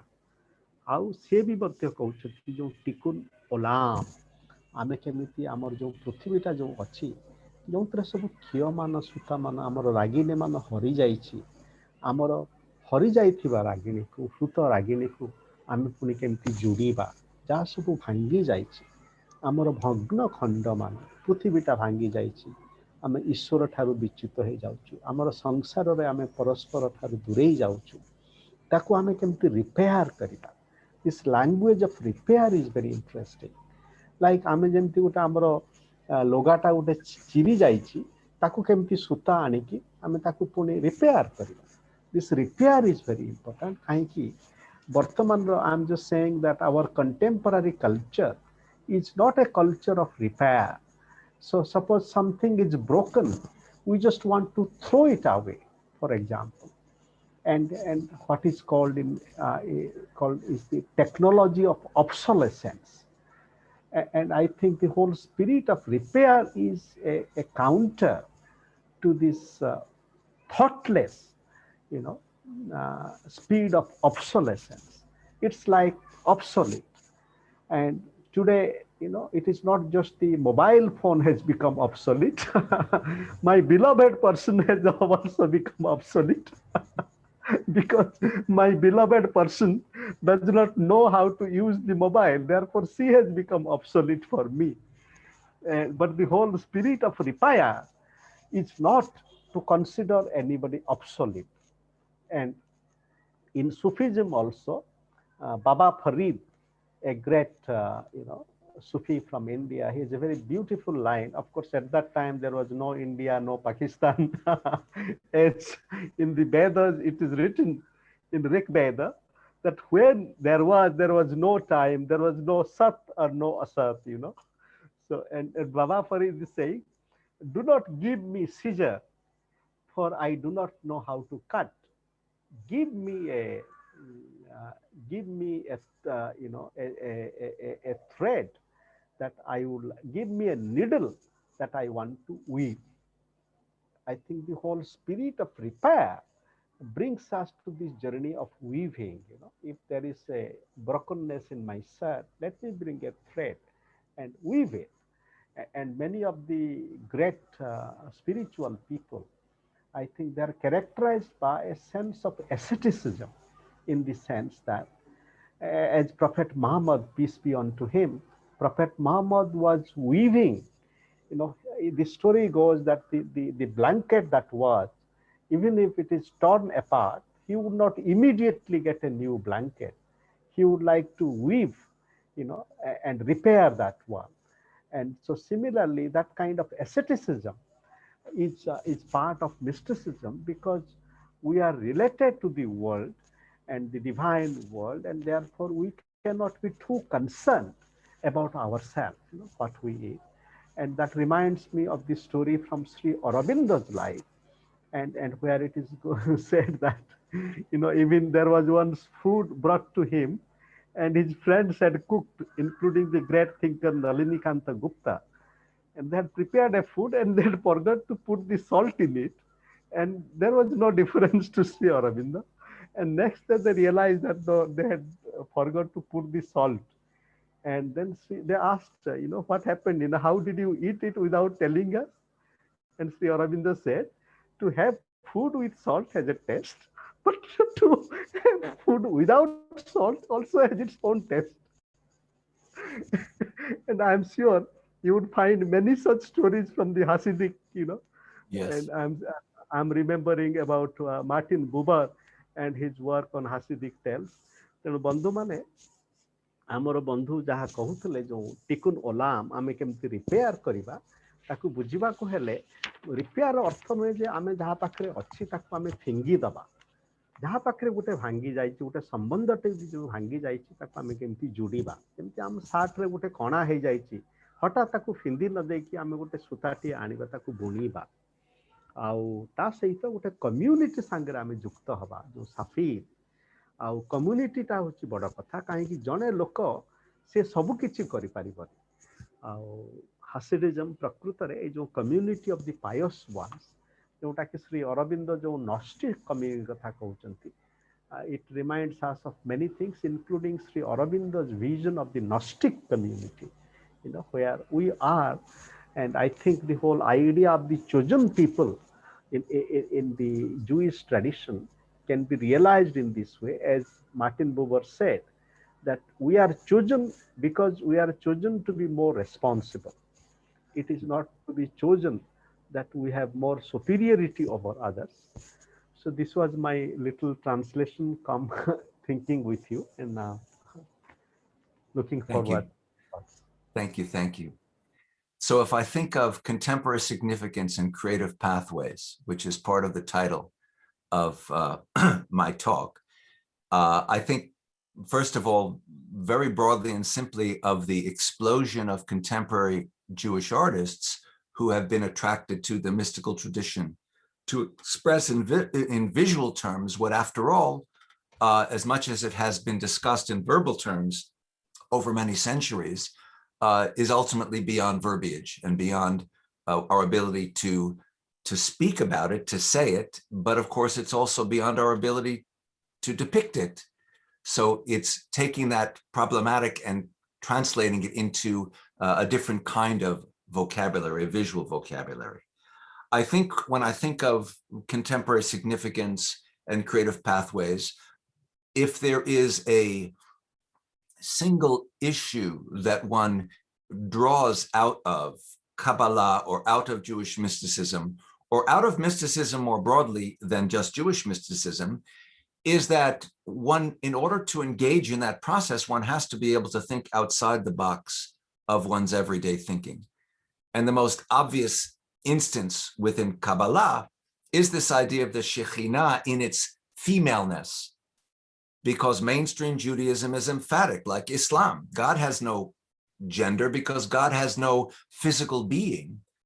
And yet to speak of God by way of God's names as grammatically gendered and then somehow gendered even though God is genderless is obviously something that's going to break the brain of someone who can't think outside the box of everyday thinking. But someone who can will simply accept that. And that translates, or can translate, or should translate into thinking about the world differently. Most emphatically, it seems to me that if, and I said I would come back to this, if the real goal of the mystic is to be filled with God, and in order for that to happen, one must be emptied of self.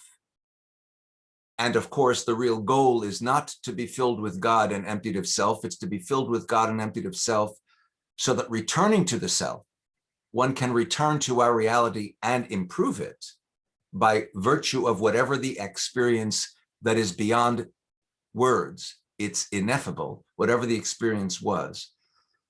Then one recognizes that historically, religion, mainstream religion, has more often than not been interwoven with politics.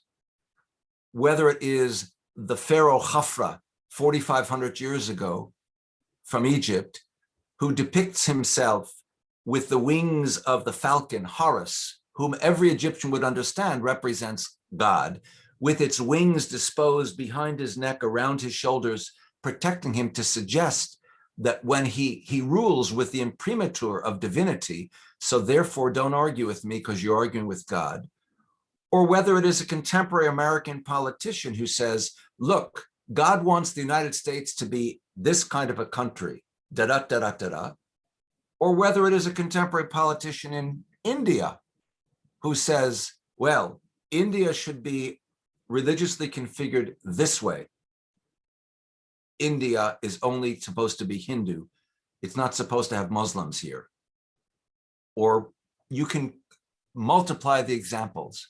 And what one understands is that those examples derive from the ego of the politician, of the pharaoh who is speaking, And the mystic understands that once one has been filled with God, or if one seeks to be filled with God, one has to let go of the ego, and it's the ego that multiplies religious wars, that multiplies the violence and the killing across human history in the name of God, killing in the name of God, killing in the name of the God of love. How does one explain that? The mystic understands that that's ego speaking, that's not God speaking. So the Kabbalistic idea of tikkun olam, of fixing the world, connects to that larger question of operating without being governed by one's own needs and inclinations, but being able to step outside oneself, ecstasis. And if one is to be filled with God, one also has to be filled with love for everything that God has made, and God has made everything, including other humans and their particular colors of their skin, or their particular form of faith, or their particular ethnicity, or their particular nationality. All of that, one recognizes as a mystic, fundamentally is irrelevant to God. And that's why you have someone like Rumi, who writes, I go into a church, a synagogue, a mosque, I see one altar. Or someone like Kabir, who himself is a synthesis between Muslim and Hindu thinking. Or Abraham Abulafia in 13th century Spain, the Kabbalist, who says, look, you don't have to be a Jew in order to understand Kabbalah. I can train Jews, Christians, Muslims. I can train women and men, who contradicts the norms that are sectarian and gender separated. These guys all exemplify an idea of being of universalistic thinking, which doesn't contradict the fact that Abulafia is every bit a Jew and Rumi is every bit a Muslim, and yet the capacity to see beyond the boundaries of their particular sectarian form of faith defines them, because they have been filled with God and they understand that ultimately it all is connected back to God. So that the instruction, as it were, for an alternative planetary future in the world in which you and I reside right now, where there is so much strife and other related based conflict, the number of leaders who lead by the claim to be religious and whose understanding of being religious is so political and so ego-bound and so narrow, is disturbing. So it falls to those of us who recognize that that's not the only way, that there is an alternative way to understand the hope for a future for our planet, to think about it, to teach about it, to write about it, to act on it. And that brings me full circle back to where I started with my discussion of the Talmud. It's about acting as opposed to the particulars of believing. That's it. Thank you all very much. Thank you so much. And in Hebrew, with my elementary Hebrew, one can say Toda Roba. Thank you so much. Shukran. Very good. Very good. Thank you so much with our hearts. And again, with your kindness, I'll take a few minutes to translate and then we'll initiate our conversations. ଆମର ଭାଇ ଭଉଣୀମାନେ, ଆମର ବନ୍ଧୁ ଓରିଙ୍କର ତାଙ୍କର ଗଭୀର ଚିନ୍ତନର ଏହି ଶେଷ ପର୍ବରେ ସେ କହିଲେ ଯେ ବର୍ତ୍ତମାନ ପରିସ୍ଥିତିରେ ଆମେ ଯେଉଁ ଅଛୁ, ଆଉ ସେଇ ଭିତରେ ବର୍ତ୍ତମାନ ପରିସ୍ଥିତିରେ ଅନେକ ଆର୍ଟିଷ୍ଟ ଆଉ କଳାତ୍ମକ ଆତ୍ମା ମାନେ ସେମାନେ ୟୁଦି ମିଷ୍ଟିସିଜମ ଠାରୁ ପ୍ରେରଣା ନେଇକି ଅନେକ ନୂତନ ନୂତନ ଜୀବନ ଚିତ୍ର ସୃଷ୍ଟି କରୁଛନ୍ତି। ଏବଂ ଏଇଟା ହିଁ ଦରକାର, କାହିଁକି ଆମେ ବର୍ତ୍ତମାନ ଯେଉଁଠି ଅଛୁ, ଆମେ ଗୋଟେ ପ୍ରକୃତରେ ବନ୍ଦୀଶାଳାରେ ଅଛୁ, ଗୋଟେ ବକ୍ସ ଭିତରେ ଅଛୁ। କେମିତି ଆମେ ହାଉ ଡୁ ዊ ଥିଙ୍କ ଆଉଟସାଇଡ୍ ଦି ବକ୍ସ, ଏବଂ ସେଥିପାଇଁ ଯେଉଁ ପ୍ରକାର ସୀମା ଅତିକ୍ରମଣ ଯେଉଁ ପ୍ରକାର ଚିନ୍ତନ ଅତିକ୍ରମଣ ସେଇଟା ହିଁ ଦରକାର। ଉଦାହରଣ ସ୍ୱରୂପ ଯେ ଭଗବାନ ଈଶ୍ୱର ଯଦିଓ ଇହୁଦୀ ଏବଂ ଇସଲାମରେ ଗଡଙ୍କର କୌଣସି ଆକାର ନାହିଁ ଏବଂ ତାଙ୍କର କୌଣସି ଲିଙ୍ଗ ନାହିଁ, କିନ୍ତୁ ଯେହେତୁ ଶବ୍ଦ ଦୃଷ୍ଟିରୁ ଗଡକୁ ଗୋଟେ ପୁଲ୍ଲିଙ୍ଗ ହିସାବରେ ବ୍ୟବହାର କରାଯାଇଛି, ସେଥିପାଇଁ ଦୁଇଟି ସଂସ୍କୃତି ଭିତରେ କେତେ ପୁରୁଷ ପ୍ରାଧାନ୍ୟ ରହିଛି ଏବଂ ତାକୁ ସେଇ କ୍ଷେତ୍ରରେ ଈଶ୍ୱରଙ୍କୁ ଜଣେ ମା ହିସାବରେ ଅନୁଭବ କରିବା ଗୋଟେ ଆହ୍ୱାନ। ସେଥିପାଇଁ ଗୋଟେ ଥିଙ୍କିଂ ଆଉଟସାଇଡ୍ ଦି ବକ୍ସ। ଅବଶ୍ୟ ଆମେ ଯେଉଁମାନେ ମା ଶ୍ରୀ ଅରବିନ୍ଦଙ୍କ ଧାରାରେ ରହିଛୁ ଏବଂ ଭାରତୀୟ ପରମ୍ପରାରେ ଏବଂ ଉଭୟ ଇହୁଦୀ ଏବଂ ଇସଲାମ ପରମ୍ପରାରେ ଗଡ୍ ଦି ମଦରର ଯେଉଁ ଏକ ଦୀର୍ଘ ଅନୁଭବର ପରମ୍ପରା ରହିଛି ତାକୁ ଅନୁଭବ କରିବା।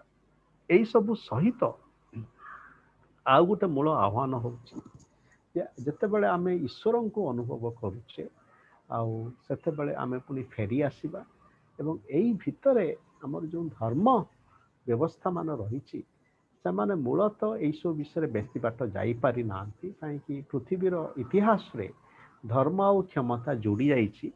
ଯେମିତି ଫେରୋ, ଇଜିପ୍ଟର ଫେରୋ ଆଜକୁ 4500 ବର୍ଷ ଆଗରୁ ସେ ନିଜକୁ ଈଶ୍ୱରଙ୍କର ଯେଉଁ ଫାଲକନର ଯେଉଁ ୱିଙ୍ଗସର ପଛରେ ରଖିକି ସେ ଦେଖେଇବାକୁ ଚାହୁଁଥିଲେ ସିଏ ମଧ୍ୟ ଈଶ୍ୱରଙ୍କର ନାମ ନେଇକି ଶାସନ କରୁଛନ୍ତି, ତେଣୁ ମୁଁ ଯେହେତୁ ଈଶ୍ୱରଙ୍କର ନାମ ନେଇକି ଶାସନ କରୁଛି ମୋ କଥାକୁ କେହି ଏଡ଼େଇ ପାରିବେନି। ନୋବଡି ସୁଡ୍ ଆର୍ଗ୍ୟୁ ୱିଥ୍ ମି। ବର୍ତ୍ତମାନ ବି ଆମ ସାରା ପୃଥିବୀରେ ଏମିତି ଲିଡର୍ସ ମାନେ ଅଛନ୍ତି ଯେଉଁମାନେ ସିଏ ଯାହା ଭାବୁଛନ୍ତି ସେ ଏକା କଥା, କୌଣସି ଡିସ୍କସନ୍ ନାହିଁ। ଉଦାହରଣ ସ୍ୱରୂପ ବର୍ତ୍ତମାନ ଯେଉଁ ଆମର ଭାରତ ବର୍ଷରେ ଯେଉଁ ନିରୀହ ଲୋକମାନେ ପୋକମାଛି ପରି ମରିଯାଉଛନ୍ତି କେମିତି ହେଲା, କୌଣସି ଡିସ୍କସନ୍ ନାହିଁ। ବର୍ଷେ ପୂର୍ବରେ ଯେଉଁ ଲକଡାଉନ୍ ହେଲା, ଯେଉଁ ନିଷ୍ପତ୍ତିଟି ଥିଲା କାହାରି ସାଙ୍ଗରେ ଆଲୋଚନା ହେଇଥିଲା? ତେଣୁ ଏଇ ଯେଉଁ ପ୍ରକାର ଆମେ we are ruling in the name of God, କିନ୍ତୁ ଆମ ନିଜ ହାତରେ ଆମେ ପୋକମାଛି ପରି ଅନ୍ୟମାନଙ୍କୁ ମାରୁଛୁ। To be filled with God is to be filled with love. ଭଗବାନଙ୍କ ଦ୍ୱାରା ଆମକୁ ନିଜର ପୂର୍ଣ୍ଣ କରିବାର ଅର୍ଥ ଆମେ ପ୍ରେମ ଦ୍ୱାରା ପୂର୍ଣ୍ଣ ହେବା ଏବଂ ଏଇ ପ୍ରେମ ସମସ୍ତଙ୍କ ପାଇଁ, ଈଶ୍ୱରଙ୍କ ପାଇଁ ଏବଂ ଈଶ୍ୱର ସୃଷ୍ଟ ଆମ ସମସ୍ତଙ୍କ ପାଇଁ। ତେଣୁ ବର୍ତ୍ତମାନର ଯେଉଁ ଆମ ଆଗରେ ଯେଉଁ ଆହ୍ୱାନ ରହିଛି ଆଉ ବର୍ତ୍ତମାନ ଯେଉଁ ପ୍ରକାର ଦ୍ୱନ୍ଦ୍ୱ ଏବଂ କନ୍ଦଳ ରହିଛି ସେଇ କ୍ଷେତ୍ରରେ ଆମେ କେମିତି ଗୋଟେ ପ୍ରେମର ଧାରା ବହାଇ ପାରିବା। ଯେମିତି ରୁମି ସେ ଇସଲାମ ମୁସଲିମ ଥିଲେ କିନ୍ତୁ ତାଙ୍କର ପ୍ରେମ ସମସ୍ତଙ୍କ ପାଇଁ ସେ ପ୍ରେମ ଯୁକ୍ତ ଥିଲେ। ସେ କହିଛନ୍ତି ଯେଉଁ ମସଜିଦରେ ଯିଏ ଅଛି, ଯିଏ ମନ୍ଦିରରେ ଅଛି, ସେ ସବୁଥି ଭିତରେ ମୁଁ ଦେଖୁଛି ଯେମିତି କବୀରଙ୍କର କଥା ସେ କହିଲେ ଆଉ ରବୀନ୍ଦ୍ରନାଥ ଟାଗୋର କବିଙ୍କ ଦ୍ୱାରା ଭାରି ପ୍ରଭାବିତ ହେଇଥିଲେ।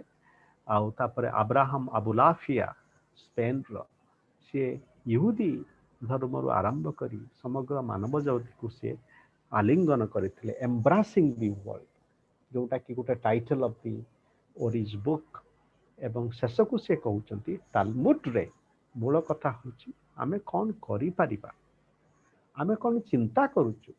ଆମର ଚିନ୍ତା ଜଗତରେ ବିଲିଫରେ ହୁଏତ ଆମେ ଭାବୁ ଯେ ଈଶ୍ୱର ପୁରୁଷ ବା ନାରୀ, କିନ୍ତୁ ଆମର ଯେଉଁ କର୍ମକ୍ଷେତ୍ରରେ ଆମେ ସମସ୍ତଙ୍କୁ ଏକା ସାଙ୍ଗରେ ନେଇକି କେମିତି ବାଟ ଚାଲିପାରିବା। ଏମିତି ବାଟ ଚାଲିରେ ହିଁ ଆମର ବର୍ତ୍ତମାନରୁ ଭବିଷ୍ୟତର ଯେଉଁ ପଥ ସେଇଟା ଅଧିକ ସହଜ ହେଇଯିବ। ଆମର ବର୍ତ୍ତମାନରୁ ଭବିଷ୍ୟତ ଯାତ୍ରା ଅନେକ ସମ୍ଭାବନା ଯାହା ଅଛି ସେଇ ଆମର କର୍ମରେ ହିଁ ଆମ ପଥଟା ହେଇଯିବ। ଯେମିତି ଟାଗୋରଙ୍କର ଗୋଟେ କବିତା, ଶୁଭ କର୍ମ ପଥେ ଧର ନିର୍ଭୟ ଗାନ। Worry Tagore has a beautiful poem called Shubha Karma Pathe Dhara Nirbhaya Gan. In this path of auspicious action, please do sing and sing without fear. So again, thank you, dear Ori, and we look forward to our continued conversations. So I request friends to please join this conversation. Take 2 to 3 minutes. To begin the conversation, let me invite my dear and respected friend, Professor Meera Chakrabarty, who also has written on some of these issues and thought about it. So she is also a contributor to our book, Garden of God. So Meera, please. Thank you, Ananta. And am I audible? Yes. Okay.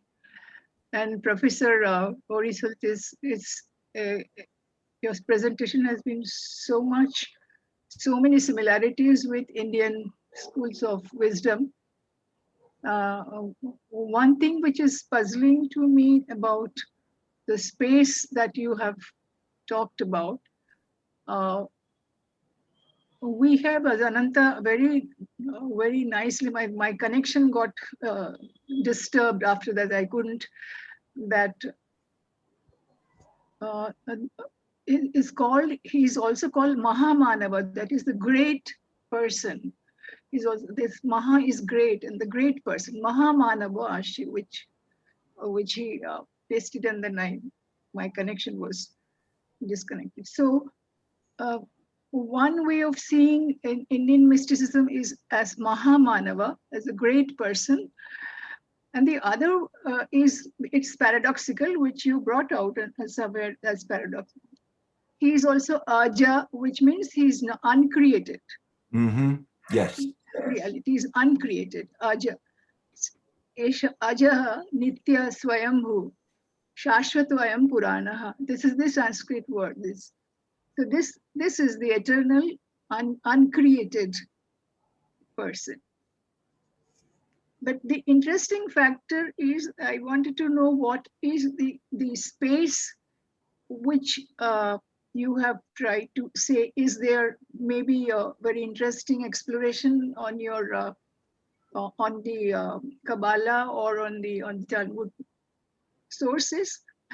The exploration in my tradition is that the space which Ananta has also brought a nice book, edited book on rootedness and on the roots and roots.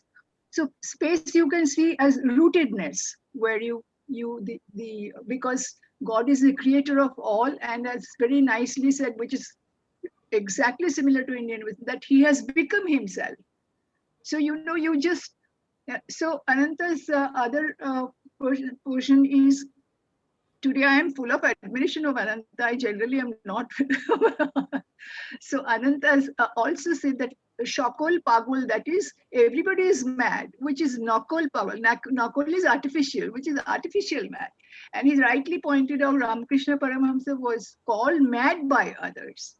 So this space which gives you the madness, the exploration which gives you the madness, which gives you the rootedness, also gives me the image of change. And I am, when you say self, getting into self and getting rid of the self, because you want, there I see the self as an actor. So I see the self as a construct, an actor. And another would be knowing that Advaita, school of Advaita, the monistic school of philosophy, where the self, which is me, the construct, and the Mahamanava, the greater self, they become one. Yes. So I want to know, what is this space, which is this space also there in the Karma, and how do you explore? How do you have, how you explore, try to explore? Thank you. Sure. Absolutely. I mean, the idea of the mysterion, that's not a Kabbalistic term, because it's a broader term. It's a Greek term of this hiddenness of God with which one wants to become filled. That's the space when I become filled with the hiddenness of God, I think is what you're looking for in Kabbalah. And I would say that, well, two things. I would say that concept Shekhinah is probably the term and the concept that most succinctly expresses that, because it's the godness that then is within me, and that kind of connectedness. It's interesting also the uncreated, in a way that that idea that beyond the Spherehood you have the Ein, the endless light, the endless, and then the not, Ein. And I would say that's the term and the idea that comes closest to that notion. Although it is a given, even within the mainstream Jewish tradition, that God is uncreated. In the beginning, God created the heavens and the earth. There's no discussion of God's coming into existence. as contrasted, for example, in the Greek tradition with Hesiod's work, The Theogony, which is the birth of the gods, the coming into being of the gods. There is no coming into the being of God. God is just assumed to always, always, always have been. So God is uncreated, even though the term is not used, it's a given. But it's underscored in the Kabbalistic idea of not. So it's almost non-being, even beyond being is non-being. And that's where perhaps you'll find God, but who knows? I don't know if I'm fully answering your question, but that's how it's. I would see that, and then the connectedness, the rootedness, is I think most effectively conveyed by this idea of the Shekhinah, God's presence that is within us, within the here and now, that is expressed in the creation, in every aspect of which God is to be found. So of course that raises a whole question about Atman, right? About soul. Is it only humans who possess souls? Do animals possess souls? Do plants possess souls? And without stating it explicitly, because it does not, it seems to me that when one arrives in the late Kabbalistic period and beyond it into the Hasidic period, with the idea that God is found in everything and everywhere, then that suggests, because soul is just the word we use in the Jewish, Christian, Muslim traditions to refer to the bit of God that's in us. So if God is in everything, then soul is in everything. And there are a number of interesting sort of stories that develop from that. The creation of a creature by a rabbi well-versed in Kabbalah at the end of the 16th century, beginning of the 17th century in Prague, Czechoslovakia, this creature called the golem, which is a word that just means formless. And the rabbi forms out of the earth by the river outside Prague this anthropomorph. But then through recitations of esoteric Kabbalistic formulae and writing the word God, obviously in Hebrew, but the true name of God is not known. The true name of God in the true Jewish tradition was lost when the temple was destroyed in the year 70. The last high priest knew the true name. The next person who will know the true name is the Messiah. The Kabbalists believe that a Kabbalist well-versed in the esoteric knowledge of Kabbalah knows the true name of God. So this Rabbi Judah Low writes the true name of God and their versions of the story across the forehead of the creature on a piece of paper that he puts in the mouth of the creature. Another version is, it's not the name of God, but he writes the word truth. And in Hebrew, the word truth, emet, is made up of the first, last, and middle letters of the alphabet. And that's what animates the creature, right? Anima is the Latin for soul, besouls this creature. So does the golem really have a soul? Well, it's got God literally within it. That's how it moves. That's how it operates.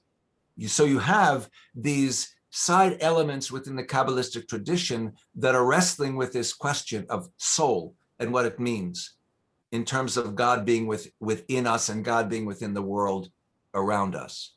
I'll add one more thing, only because Ananta mentioned him in passing. Spinoza in the 17th century, who so offended the mainstream rabbis, who don't think of him as a mystic. They think of him as an atheist because they completely misunderstand what he's saying. He says he wants to substitute for the word God. He's writing in Latin, right? So Deus. He wants to substitute the word natura, nature.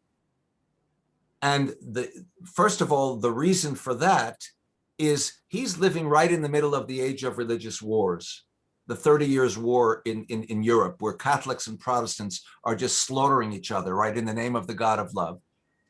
His reasoning is people don't kill each other over nature. When I use the word God, it's all of a sudden it's my God versus your God, my understanding versus your understanding. It's that ego again. If instead we use the word nature, natura, people don't fight over that. And then he goes on to say, and there are really two aspects of natura. There's natura naturans, nature naturing, and natura naturata, nature natured.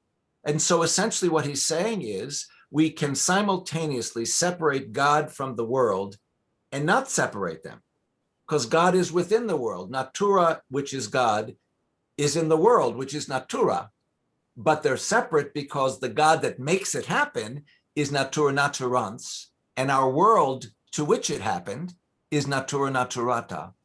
So he's really very mystical, even though that's not the ground on which he explicitly states that he's standing, or the ground on which anyone else understands him to be standing, but he really is standing on that kind of ground.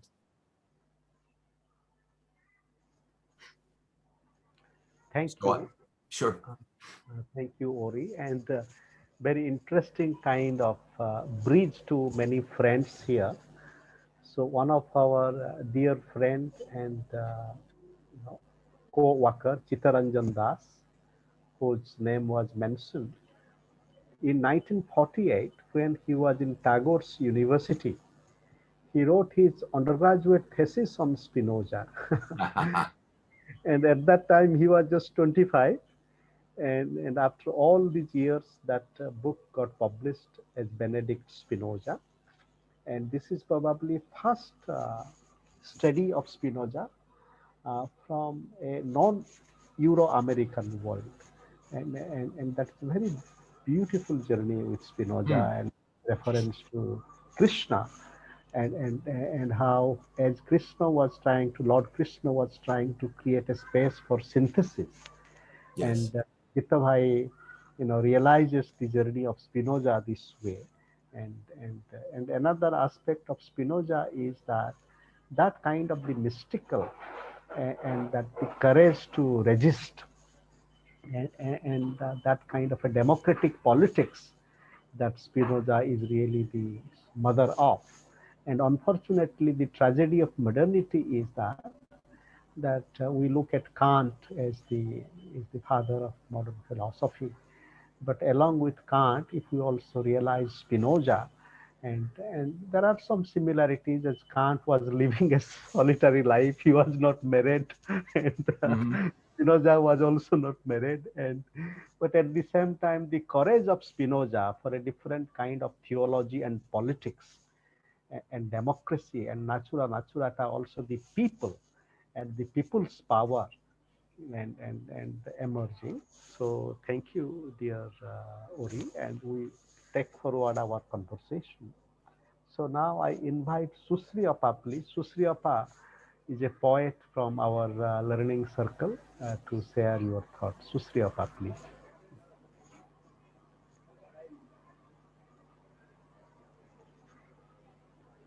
Susri Appa.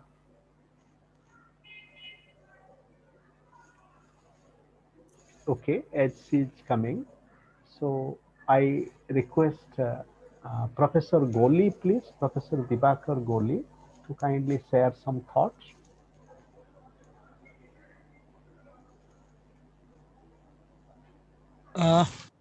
Thank you, Mr. Anantagiriji. I'm not an expert in this particular area, so thank you. It is a wonderful learning for me. Thank you so much. Thank you. Thank you, Professor Goli. Thank you so much, sir. I have one question. Sure. Because my understanding of Judaism comes from learning of Max Weber, Karl Marx, and Emile Durkheim. And when I understand Emile Durkheim, I found the essence of Judaism's truth power is collective effervescence. Collective effervescence is a sociological concept coined by Emile Durkheim, and according to him, a community or a society may at time come together and simultaneously communicate the same thought and participate the same action.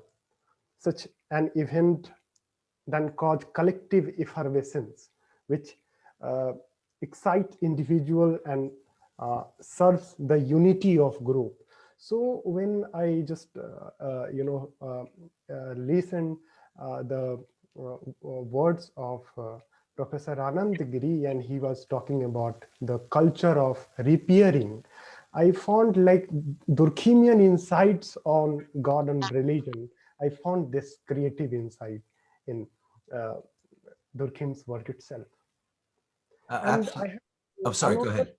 question related to whether Judaism was a cultural, I mean, in terms of identity, what kind of identity Judaism carries? Was a cultural identity? Yes. Or a religious identity? Because I found very insightful insight by Abraham Leon, a Marcion thinker, and he famously said, like, it is not loyalty of Jews to their faith which explains their preservation as a distinct social group. On the contrary, it is their preservance, as a distinct social group which explains their attachment to their faith. How do you respond to this conception? So this is one of my favorite questions, one of my favorite examples of how when we humans or we humans prefer to define things, right? And fin is a Latin root meaning a boundary, right? So a definition is to draw a box around something, and there are certain things that go inside the box and certain things that stay outside the box. And in fact, more often than not, human experience does not actually succumb to the definitions we want to impose on the world around us. Even academic disciplines. One of my courses that I teach is about the theological implications of the Holocaust, right? And by midway through the course, my class starts to understand that the question which we started out thinking was theological, the question of God, the theodicy question, the justice of God, may be the wrong question. It's about humans. And that therefore, theology and sociology and anthropology cannot be simply separated as discrete categories, they overlap. So where the question of the definition of Judaism is concerned, particularly in the last 200 years or so, that question has become virtually impossible to answer. If on the one hand, over the course of the centuries, one of the things that defined Judaism was that its adherents were dispersed all over the planet, right? A diaspora. And what that meant in practical terms is that if there are certain, let's say, prayers and certain celebrations and certain texts like the Torah, that a Jew, whether that Jew is in China or India or Africa or the Middle East or Europe, is going to be familiar with. Yet the particularities of how the different groups of Jews, for example, celebrate the Passover that just ended about, 2 weeks ago or so, it'll differ. What a Jew in Germany thinks you should or shouldn't eat during Passover is not going to be the same as a Jew in Morocco. And for most of history, they're not going to be aware of the differences because they're separated. They don't have a reason to be in touch with each other. So you end up developing all kinds of unique features, even the Jewish community in India, right? It isn't a Jewish community. There are 3 primary Jewish communities that develop, and depending upon whom you ask, going back 2,000 years, 3,000 years, 1,000 years, it depends. And in the last generation, there are 2 additional Jewish communities that have developed in and beyond India. So many of them have come from India to Israel. So you have unique customs that the Bnei Israel celebrate that are not the same as the Kochini Jews celebrate, for example, but obviously they have much in common with each other and with other Jewish communities everywhere, but they have features that they have in common with each other that they don't share with other communities. So this is both on a religious and, you would say, on a cultural kind of level. But what happens by the early 19th century, beginning primarily in Europe, is Judaism as a religion begins to undergo new transformations. So a reform movement that develops in Germany at the beginning of the 19th century. And then the more traditional Jews push back and say, that's not good Judaism. You still have to believe in the Messiah, which Reform Judaism does not. You still have to believe that we're in exile and ultimately we hope to go back to Israel, the land of Israel. Reform Judaism does not, ideologically speaking. The fact that Reform Jewish synagogues are called temples is not just an accident of verbiage, it's ideological, because traditional Jews across the diaspora only will refer to their houses of worship as synagogues or the equivalent in other languages, because the word temple was reserved for the temple in Jerusalem that was destroyed, and the Messianic future will be rebuilt. But Reform Judaism, when it comes into being, rejects that idea and therefore starts to refer to its synagogues as temples. But as one follows through the 19th century, you not only see a proliferation of different versions of Judaism as a religion, Reform, Orthodox, Conservative, and each of those has subsets, but in part because of the traditional antipathy towards Jews and Judaism by Christian Europe, but a Christian Europe which is starting to see itself as more secular, thanks in part to that age of religious wars that I mentioned, Jews find themselves able to participate in the mainstream of many countries where before they had been marginalized. But one of the outcomes of that is that doesn't necessarily mean that the dislike of Jews ends. So by the middle of the 19th century, there is new terminology to refer to Jews as Semites. It's a linguistic term which is applied as if they're a distinct racial or ethnic group. So you have the development not of religious anti-Judaism or anti-Jewishness, but racial anti-Semitism, obviously, which still persists today. By the late 19th century, all of those nationalist movements affect the Jews as well. So Jewish nationalism develops, Zionism, and there are Jews and non-Jews then who look at Jews as a nation. So you have Jews as a religion, Jews as a culture, Jews as a nation, Jews as a body of customs and traditions. And by the 1920s, you have a fellow by the name of Mordechai M. Kaplan, I'm sure Ananta knows his name, who wrote a 500-page book specifically thinking about American Judaism and said, we need to rethink it, a reconstruction. And he refers to Judaism as a civilization because it has all the elements of civilization in terms of language, in terms of culture, in terms of religion, in terms of nationality, and so on and so forth. So my long-winded answer to your question is, from different angles, one can view Judaism and Jews as a religion, as a culture, as a ethnicity, as a civilization. You have different terms that apply, which is why, you know, on the one hand, you can have an Orthodox Jew who says, look, the only way to be properly Jewish is by following all of those commandments that are in the Torah and that are parsed in the Talmud and so on and so forth. And the Jews who at the opposite end will say, I don't believe in any of that stuff. I don't even believe in God. I'm an atheist, but I consider myself Jewish culturally or historically. I do the Passover Seder not because I believe any of that stuff, but because it's a communal meal. It's a lot of fun. My family gets together once a year, you know? So you have everything in between those two extremes as well. So my answer to your question, my dear friend, is there's no answer to your question. Yes. Okay. Thank you, Ori, and thank you, Ranvi. And now we would invite some more reflections. Maybe we can keep a few thoughts together, 3-4 questions together. And now I invite Susri Appa, please. Susri Appa. Bhai suna jaଉଛି? Yes, and you can also yes, please put your video on if possible. Yes, Susri Appa. Yeah, video. I'm not sure whether I'm visible Yes, or yes. not. You are. We can see you now. Okay.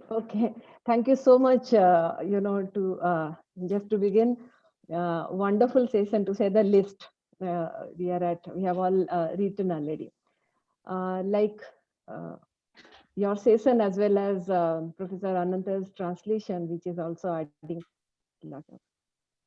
As Professor Meera also has, pointed out, we could see so many similarities, so many points to ponder, in line with our Hindu philosophy, or rather Hindu, rather more broadly the Indian philosophy.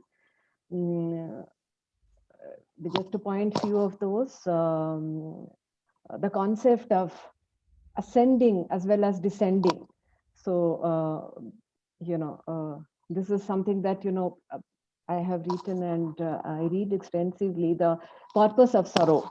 So descend, so anyway, there are few other points that I have written, but before that, just to substantiate, since I said that, I could relate and we all could see the similarity, just to echo that, I'll probably, start with a few lines of a poem of mine, which tries to capture or, reflect the concept of the Almighty, the all, present, which was incidentally translated into Hebrew too, and was, published in Israel. The title of the poem is Decoding Darkness. And the poem goes like this: darkness is not always the absence, but could also be the blinding presence of light. Darkness is not always the absence, but also could be the blinding presence of light, the colors of creation consolidated and gifted to night, that heals the mark, the scars, the injuries gathered through time. Resides in the roots of existence, embeds the seeds of creation, there rest the words in infinite silence, there unite death with life, in the dark of nights, in the dress of dreams, into our ears often hope sings. So, just to Sushri, echo the same thought. that is absolutely beautiful. And Thank you. should know that one of the early Kabbalah texts, which is called the Book of the Bahir, brightness, the word is extracted from the moment in the biblical book of Job, who has suffered, and he keeps saying, why, right? And God finally in chapter 37 shows up out of the whirlwind. And of course, God's answer is, not everything are you humans supposed to understand. Who are you to ask why you're suffering? Do you know why the winds blow, why the sun shines, etc.? Were you there when I put the universe together? But the description when God shows up in this kind of whirlwind is of a paradoxically bright, flashing darkness. So, and that becomes the basis for this whole book called the Book of Brightness, of Bahir. That is an early Kabbalistic text. Go on, I interrupted you, but sorry. No, thank you so much. I didn't know about the book. I have taken a note of it, and I'm so delighted to know that without knowing about it, this has come out of, yeah. Like they say, knowledge is anyway already present. Knowledge is only discovered, not invented, not created. Exactly.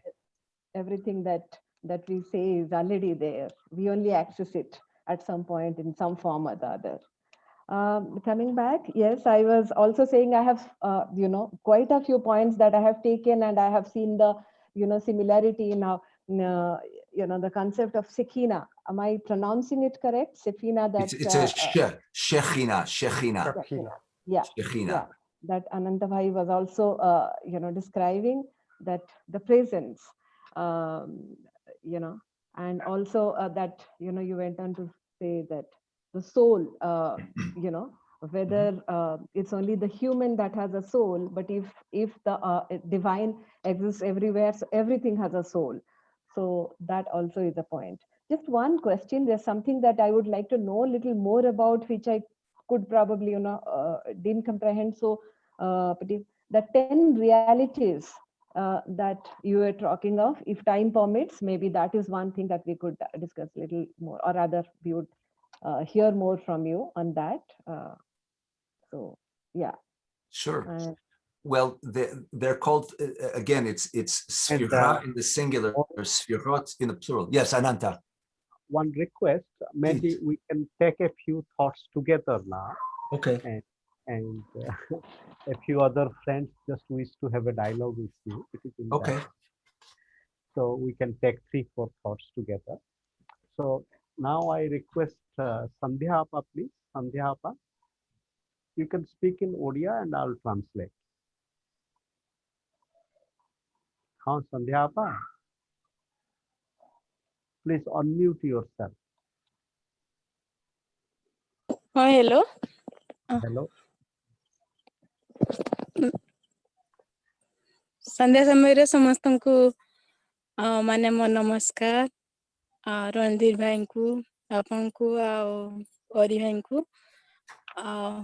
अपन जा translate करछंती म सेथरे जा बुझुची मते बहुत भलो लागिला तो मुख्य गुटिया जिंस मते बहुत भलो लागितला जे केमिति माने मनीष भीतर को केमिति माने से ऐश्वर्य शक्ति को आनिया पई चेष्टा करूछंती एवं ताकू केमिति पुनी समाज बा अन्य मानको पाखको पुनी जीवा पर जे प्रयास टिए सेटा मते बहुत भलो लागितला एतिक अछि आ सब किछि भलो लागिछि.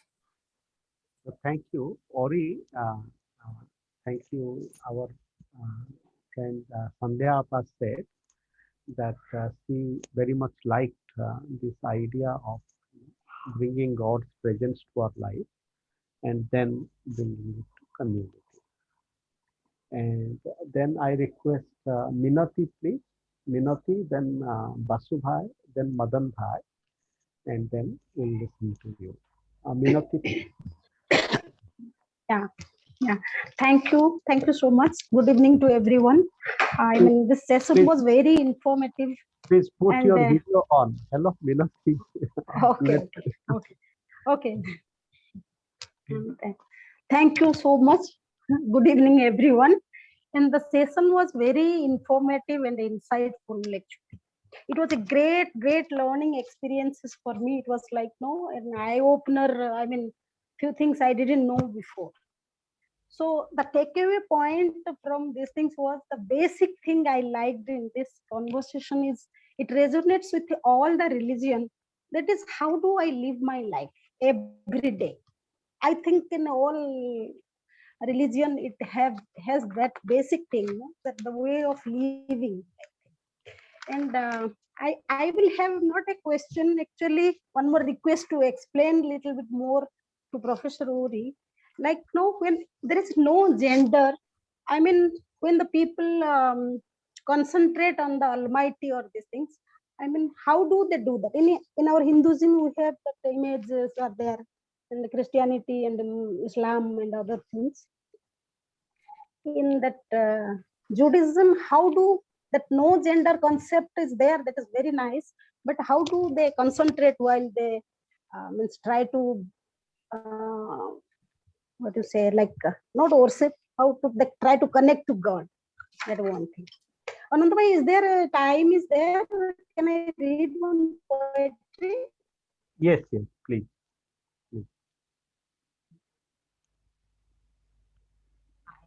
Yes, please read your poem. I have one change. Just a minute. The poetry is about change. Like it is. See, the title of the poem is Change. Change is the only constant with flow of time. Morning becomes evening, and dusk turns into night, and night into dawn. Crescent to full moon, and bright to darkness, and spring into summer, and the summer into winter. Then why not us? It happens every moment, often without intimation, for the betterment of self and the world. It gives you the vital experiences. You have changed.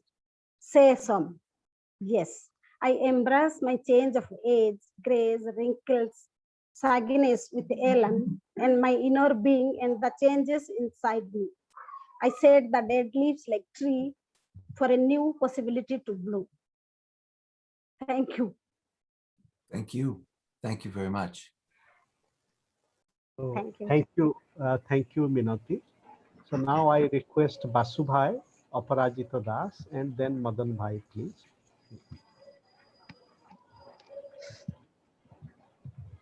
Hello. ମୁଁ ଦେଖା ଯାଉଛି ମୋ ମୁହଁଟା? हाँ हाँ Hello. Yes, yes. हाँ देखा जाଉଛି भाई देखा जाଉଛି। ସମସ୍ତଙ୍କୁ ନମସ୍କାର। ମୋର ଗୋଟେ ପ୍ରଶ୍ନ ଓରିଙ୍କୁ ଅନ୍ତ ଭାଇ ଟିକେ ତାକୁ ଇଂରାଜୀରେ ତାଙ୍କୁ କୁହନ୍ତୁ ପଚାରନ୍ତୁ। କହିଦେବି। ପ୍ରଶ୍ନ ହଉଛି ହିବ୍ରୁ ଧର୍ମରେ ସେଠି ତାଙ୍କର ଯୋଉ ଜୁଦାଇଜିମରେ ପୁନର୍ଜନ୍ମ ବିଷୟରେ ଯୋଉଟାକି ଆମେ transmigration of soul and metempsychosis ଦୁଇଟା ୱାର୍ଡ ଦେଇକି ଆମେ ବହୁତ ମହତ୍ୱପୂର୍ଣ୍ଣ ଗୋଟେ ଜୀବଦଶା ହେଇଥିବ ଆଉ ସେଇ ଜୀବଦଶା ଭିତରେ ଭଗବାନ ଗଡ ବା ଯାହା ବି ଆମେ କଳ୍ପନା କରୁଛୁ କିନ୍ତୁ ସେଟା ଅନେକ ଜିନିଷକୁ ଜଷ୍ଟିଫାଇ କରିବନି ବାକି ଅନେକ ଜିନିଷ ତ ସିମିଲାରିଟି ଅଛି ଯୋଉଟା କି ମୀରା ଏବଂ ସୁଶ୍ରୀ ଅପା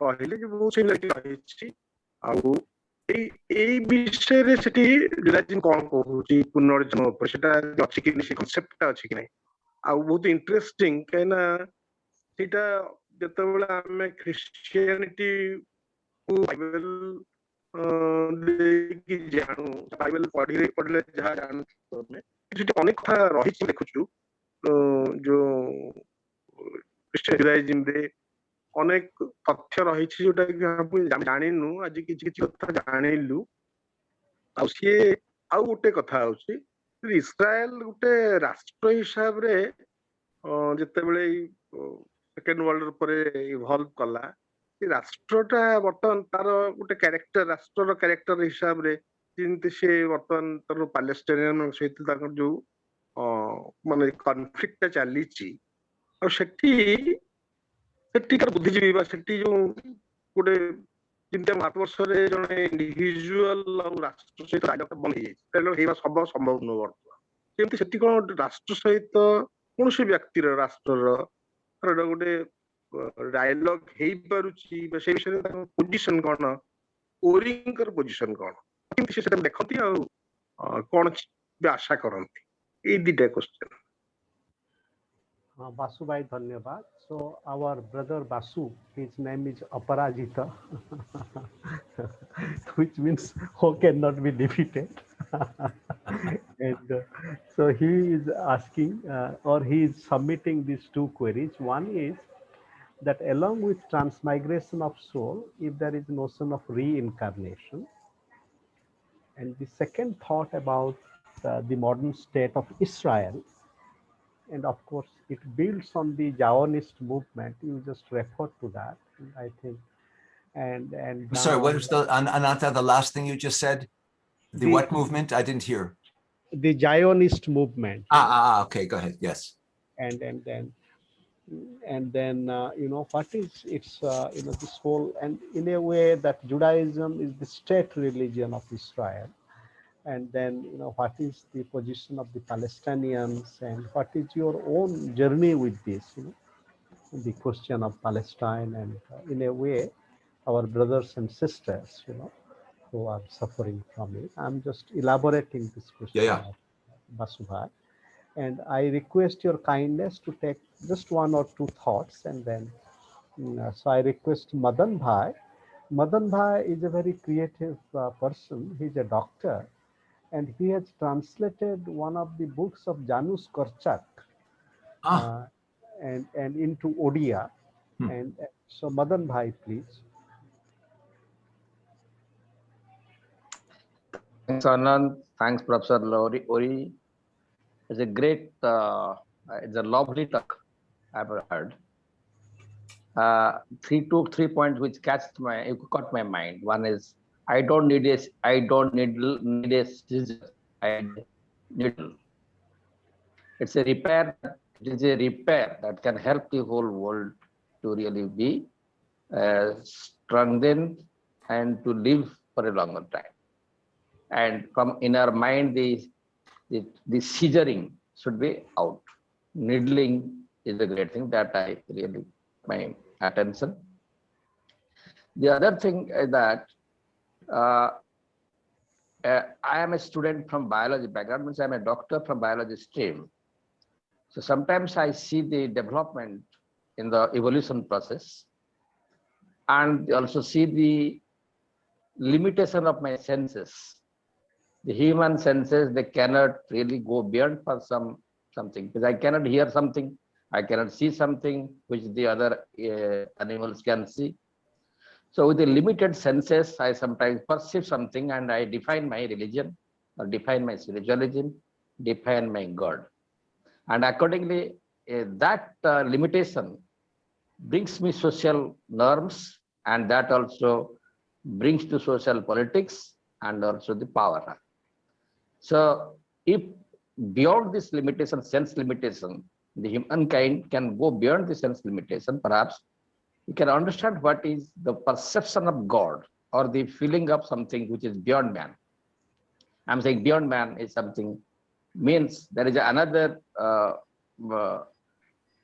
enfolding power beyond man which can connect each human beings. And many things, as a professor said about nature, if you can change the idea of God for the nearness to the man, then nature will be a great thing. And in Indian philosophy, we say one word, Prakriti, the female aspect of the God. The nature is being felt by us, is perceived by us, but also there are many parts of the nature which you cannot perceive. So in that context, it's a vast dimension, nature itself, and that can be the feminine aspect of the divine or the God. And if that concept can come into all religions or all the section, perhaps the fight due to the limitation of God definitions, because now in many the fundamentalism idea and many religioustic idea that limit the society, and also the fight for religion, perhaps this nature as a God, nature as a thing, that if that concept comes up, that will give a lot of solace to the whole world. And at the same time, I believe it's a Rabindranath concept that which is involved, that is evolved. Means there is a lot of potentiality inside the matter, inside the Jagat, inside this earth, inside the world, and there is another force beyond that, which stimulates this to evolve the involved forces. So that is a process which I can say, we can define, we can say that this is a God's process or the divine process or the process of the nature, that one forces to stimulate the inbuilt or the potential hidden things which wants to evolve. So that will be another aspect of the godly process, with the divine process. Perhaps if these concepts, many things perhaps in many religions are there inside hidden, but sometimes not expressed. So sometimes we go by outside aspects of the religions and define ourselves to a limited sense, and we fight. And I am very glad that I had a very excellent speech by Professor Ori, and this enlightens me also further to think beyond my old conception. Thank you. Thank you. Thank you, Madan Bhai. Very quickly, now, dear friends, other friends, you are kindly invited to share your thoughts, and very briefly, you can unmute yourself and ask.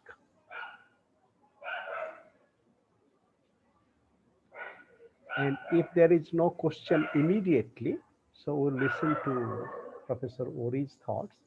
But before I see our dear Khokon Bhai, it is unmuted. So Khokon Bhai, would you like to share some thoughts?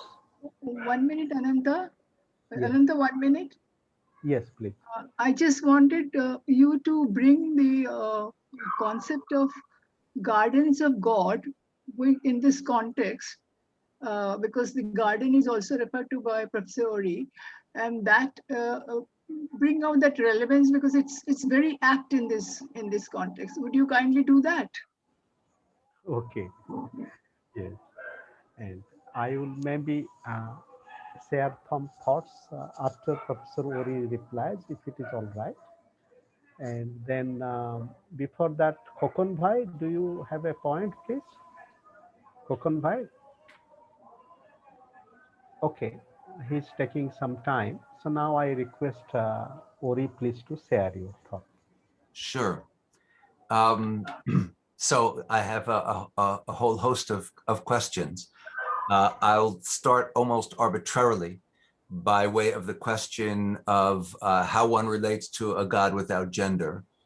And the answer is, for better and for worse, that because the grammar of Hebrew, and again, this would apply to Arabic as well, and therefore to Islam as well, that shares with Judaism a concept of a God without form, and therefore theoretically without gender. I think the tendency is to think of God as a male because of the grammar. If every time you say the word God, now in English it doesn't matter because it's neuter. But if I'm saying the standard issue words in Hebrew or in Arabic for God, they are gendered masculine. I can't help, I suppose, but think of God in masculine terms. And I would think at a street level, that's how most people, most Jews, without thinking about God, are thinking about God. So the concept that the Shekhinah is a very important one for providing a kind of counterbalance to that. Because our tendency as a species, and again, this is like theology, sociology, anthropology, all crisscrossing each other, is if we think of God as masculine, then that seems to promote in our psyches a sense of masculinity as superior to femininity and male domination and all of the ugly things that can and often do and have resulted from that perspective. But the idea of Shekhinah is a counterweight to that. So I don't know if that really answers the question. It's the best I can do. Because obviously to imagine a reality which is without any sort of physical form at all and without gender and without, in fact, any of the qualities we impose upon it, as I said earlier, from our own vocabulary, is very difficult. And most of us perhaps don't have the capacity or the energy to try and relate that way to God in a pure way. As far as the question of transmigration and leading to reincarnation, yes, that's very much part of that concept in Lurianic Kabbalah as well.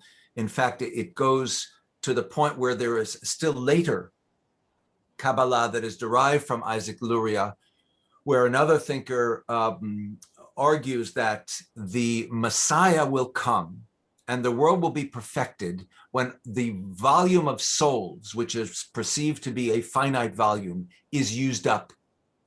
So this community started marrying off its children, you know, at the age of 8 or 9. And the idea was we've got to keep reproducing quickly. If we do it quickly enough, we'll end up using up all the souls. The whole supply of souls will be exhausted. They'll all achieve an incarnate form at once. And that's when the Messiah is going to come. So that's one extreme to which that idea went. As for Israel, Zionism, and that, I'll answer that question along 3 lines. Okay.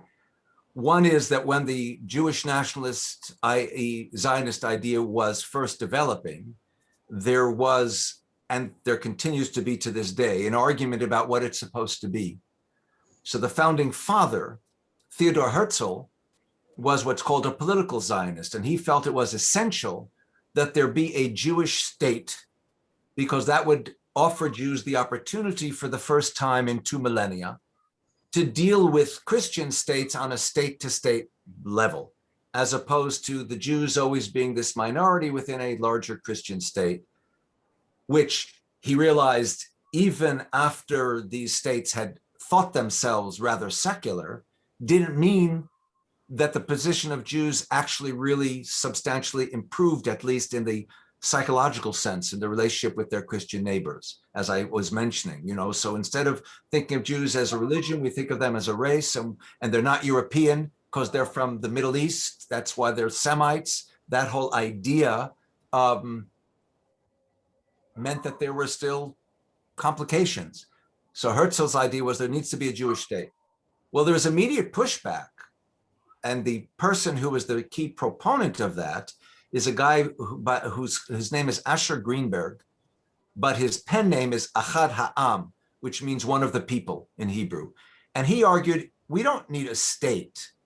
We need to be rejuvenated in the spiritual sense. And he doesn't mean necessarily, so I pray 3 times a day, I go to the synagogue. He just means we have to rethink what we are in our relationship with each other and with God. And it doesn't matter whether we have a fully developed polity, but it's got to be in Eretz Yisrael. It's got to be in the traditional place from which we originated, because that will galvanize our ability to think of ourselves again as a people, because we're so disparate now with different versions of what Judaism constitutes. And there developed a cultural idea. So an art school developed in Jerusalem in 1906, and so on and so forth. So the question of what proper Zionism is was being debated from that point to this. Second, when the state of Israel was created, it was created in a way analogous to the way the United States was created, which is there is no church of the state. So you can be an Israeli without being Jewish. You can be Christian, you can be Muslim, you can be Hindu, you can be Baha'i. In fact, the center of the Baha'i world is in Haifa, Israel. And its secondary center, oddly enough, is in Evanston, Illinois, in the middle of the United States. Because at the time when Baha'i was created, its leaders experienced intense persecution in what is now Iran, which is where it was created. So in theory, you don't have to be Jewish to be an Israeli any more than you have to be a Protestant to be an American. The fact of the matter is, the way the United States operates and has always operated is in many respects as a Christian state, even though it's not a Christian state. As a practical matter, in the first 100 years of the existence of the United States, the decision of whether you had to be Christian in order to vote was left to the individual states. The federal government didn't decide that. So, for example, the state of New Hampshire, a Jew couldn't vote until 1878. That's 100 years after the United States was created. So we separate church from state, or so we think in the United States, but we have a long history in which it's not so simple.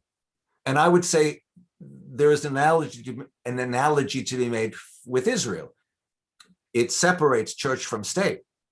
But the fact of the matter is, you have a leg up, you have a certain advantage if you're Jewish, and not quite that advantage if you're not Jewish in Israel.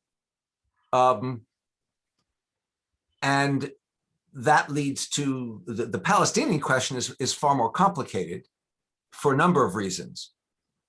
One, because one has to ask the question first, when did the Palestinian question become a question? Did it become a question after the Brits and the French won World War I and took control of so much of the Middle Eastern region? And by the mid-1920s, the Brits had taken the eastern 2/3 of Palestine, and it became the Emirate of Transjordan, and the people put in charge, the Hashemite kingship, came from Saudi Arabia, not from Palestine. So Eastern Palestine became Jordan. That left Western Palestine. So then the question became, how is this going to be divided up? Because the British made promises both to the Jews and to the Muslim and Christian population of that era. And between about 1920 and 1947, there were half a dozen different proposals about how to organize this. And without getting into all the details, of course, you end up by 1949 with a state of Israel on the one hand, and what might have been Palestine on the other hand, swallowed up politically by the Jordanians who took the West Bank and the Egyptians who took Gaza. And then no one worried about the Palestinians except the Palestinians until 1967, when those areas fell under Israeli jurisdiction. And still, the issue only really emerged to a positive potential solution when in the 1990s, 1993, the Israelis and the Palestinians began to negotiate at Oslo. And then alas, Yitzhak Rabin was assassinated in 1995. And it proves how one person can make a difference. One person can make a difference in a positive way or a negative way. I mean, I look at our country and I see all that we have lost as a country inside and with respect to the world in the 4 years under Donald Trump. One person can make a difference. The assassination of Rabin made a difference because it eliminated an Israeli leader who was most capable of establishing a really workable political relationship with the Palestinians. And in the end, of course, by the year 2000, things had become a mess again. And they have been ever since. And this leads me to my third response to this. The current government of Israel is as objectionable to me as Donald Trump was, as Erdogan is, as Putin is, as Modi is, as all of those leaders, Brazil, the Philippines, Poland, Hungary. We are living through an era with so many leaders who are autocratic, who are fascistic, if I may use that word, and who don't care about the people they govern, much less anybody else. They care about themselves. I come back to what I was saying at the end of my talk. It's all about ego. So as long as Mr. Netanyahu is in charge in Israel, I have very dim hopes for a proper handling of the Palestinian issue so that the Palestinians can finally achieve some sort of self-realization, which has been their legitimate ambition for such a long period of time. The part of me that is more hopeful and optimistic, because the Israelis have now gone through 3 or is it 4 attempted elections, and this last one looks like it will finally push Netanyahu out of power, is that with him out of power, with a new regime, that they can go back to the table of dialogue and not just negotiation.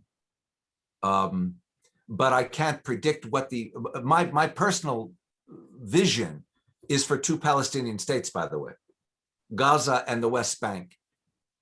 So as not only to solve the problem of having Israel between them, think of what happened for all those years when there were 2 Pakistans. Now, India is a little bit bigger than Israel, but psychologically, it's the same issue. 2 Pakistans separated by India. It didn't work. So eventually there is a Pakistan, there's a Bangladesh, and to whatever extent it's working, it's working. To whatever extent it's not because of the being separated. It's just because of whatever is going on in those countries. I believe that with Gaza and the West Bank, an analogous situation persists. At a practical level, the Palestinian Authority governs the West Bank, Hamas governs Gaza. They don't love each other, and their theoretical reasons for their relationship to Israel is not the same. The Palestinian Authority is a political organization. Hamas is a faith-based organization. Hamas believes, based on religious concerns, that there shouldn't be an Israel.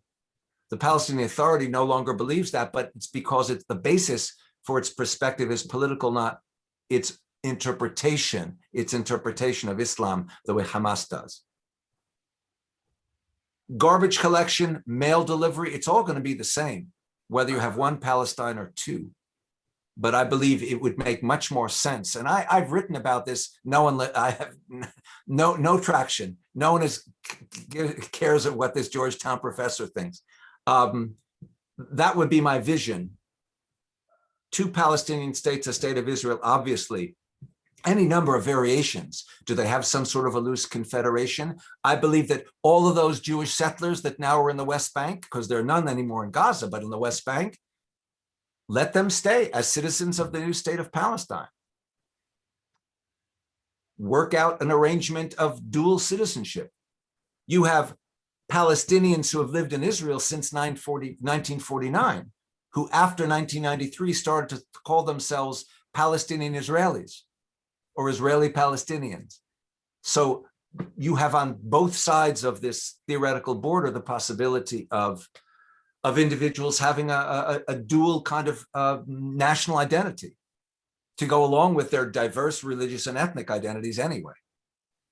So I don't know if I've really answered that question, because it's like the definition of Judaism. I'm not sure if there's a real answer, except to try and understand it in a range of historical terms.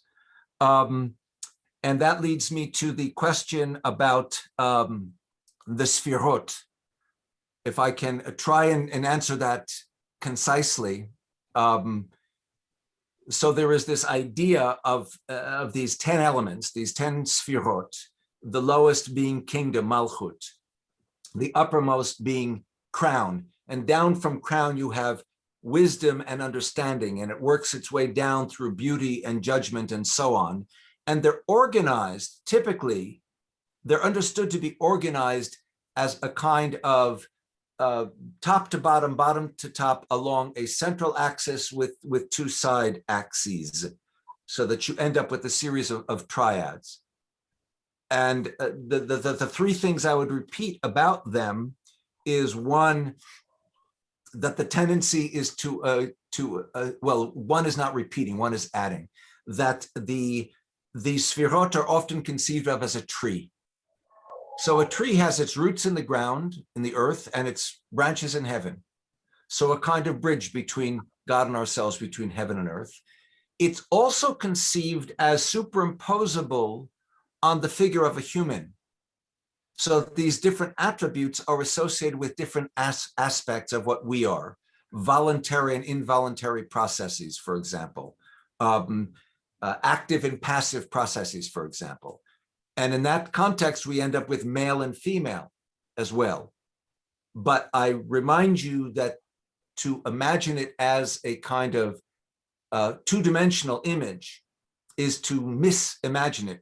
It really has to be understood as if it's a three-dimensional element that is spinning all the time, so that male becomes female, female becomes male, active becomes passive, passive becomes active, left becomes right, right becomes left. Just as one can simultaneously think of it as a kind of bridge between God and ourselves, and also as if all of the Sphirot are really part of God's realm. So as a Kabbalist, if I begin my contemplation at the bottom of Malchut, I'm already entering into, as it were, God's realm. Or conversely, that all of the Sphirot are actually part of our realm, so when I get to Keter at the top, that only then am I starting to access God's realm. And then, as I suggested, there's a further where I have to go, the Ein Sof Or, the endless light, the endless, the not. So without spending 4 or 5 more hours, that's briefly what I would add to my discussion of the Sphirot. And I certainly agree with the comment about preferring a needle to a scissors, and the notion of the importance of repair, and the good doctor's comment on evolving processes, but also your comment, which I found very important, and it resonates with what I was saying at the very beginning of my comments, and that is you realize our limitations, just our sense limitations. And I have a dog. My dog doesn't see very well. I think I see better than he does. At night, he gets easily shaken, but he hears. My God, if I am 3 blocks away, he discerns my automobile. If I'm driving home 3 blocks away, if there's someone here in the house, he starts going to the window and barking. What's he barking about? They realize, oh, I'm coming home, but I'm 3 blocks away, and he's already heard that. And obviously he smells in ways that I will never come close to smelling. So realizing, and I think this was your point, and that's what I completely applaud, of course, realizing our limitations just in the physical sense of what we can and can't do. It behooves us perhaps to consider our limitations when it comes to trying to understand a reality which is completely beyond our own reality, other than our own reality. And when we realize that, then it becomes possible for me not to say, no, mine is the only truth and yours is wrong, I can still, and that's the tricky thing. You see, we're such complicated creatures. There is no contradiction between my feeling that for me, my form of faith is 100% the only most perfect form of faith, and that yours is for you, even though it's a different form of faith. That mine is perfect for me doesn't mean that mine is the only perfect faith. And the same, obviously, from your perspective, yours may be perfect for you, but doesn't make it the only perfect faith. One, Rumi is as I said earlier, and as Anantai, I heard him translating, was never other than a dyed-in-the-wool Muslim. And yet, all over his work is this sense of universalism, because he clearly understands that there are endless leaves. I know you don't have snow unless you go up into the Himalayas. So if any of you who are from too far south in India, you won't know what I'm talking about when I say snow. But some of you who've been to the north know what I speak of. There are no two snowflakes are alike. There are no two human beings who are alike. None of us. Look at our faces. None of us looks alike. It would be odd, would it not, if there were only one correct path to God?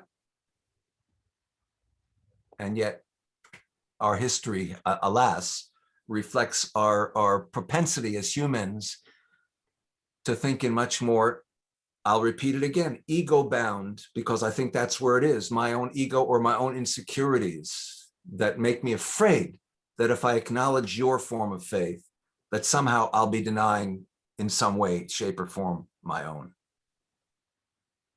My favorite story about myself on this subject is, for years I taught a course in Cleveland at Case Western Reserve University on the Hebrew Bible and the history of ancient Israel. Every semester, about halfway through the semester, some student would say, "Excuse me, professor, what are you?" They couldn't tell if I was Jewish, if I was Christian, if I was an atheist, because I tried to teach from all perspectives simultaneously and give them equal weight, and they couldn't tell what I was.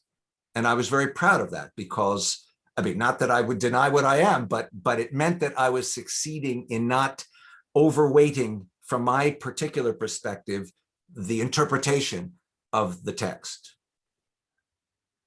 All right, enough braggadocio. I think that's it. Thank you. And thank you. This personal journey is so inspiring that you said. And now, dear Ranveer, we will have a friend from the university to... Yes.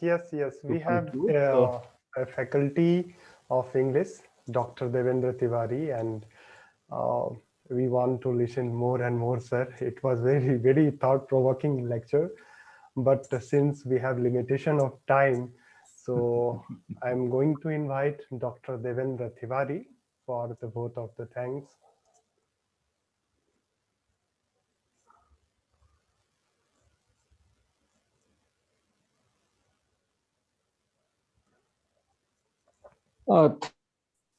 Thanks, Mr. Ranveer, sir, for giving me this opportunity.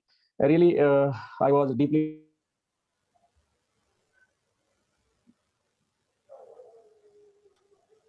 I think he froze. I think there is network issue. It's not from Judaism, from Hinduism, from...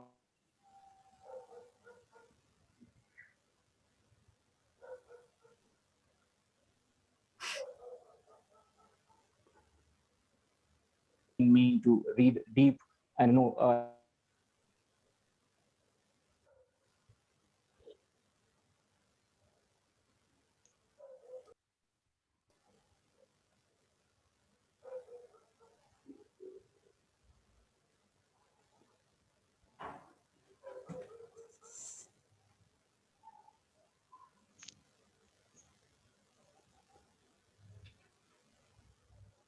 So, Dr. Tiwari, we cannot hear you. Yes, I think we are facing a network problem. Yeah.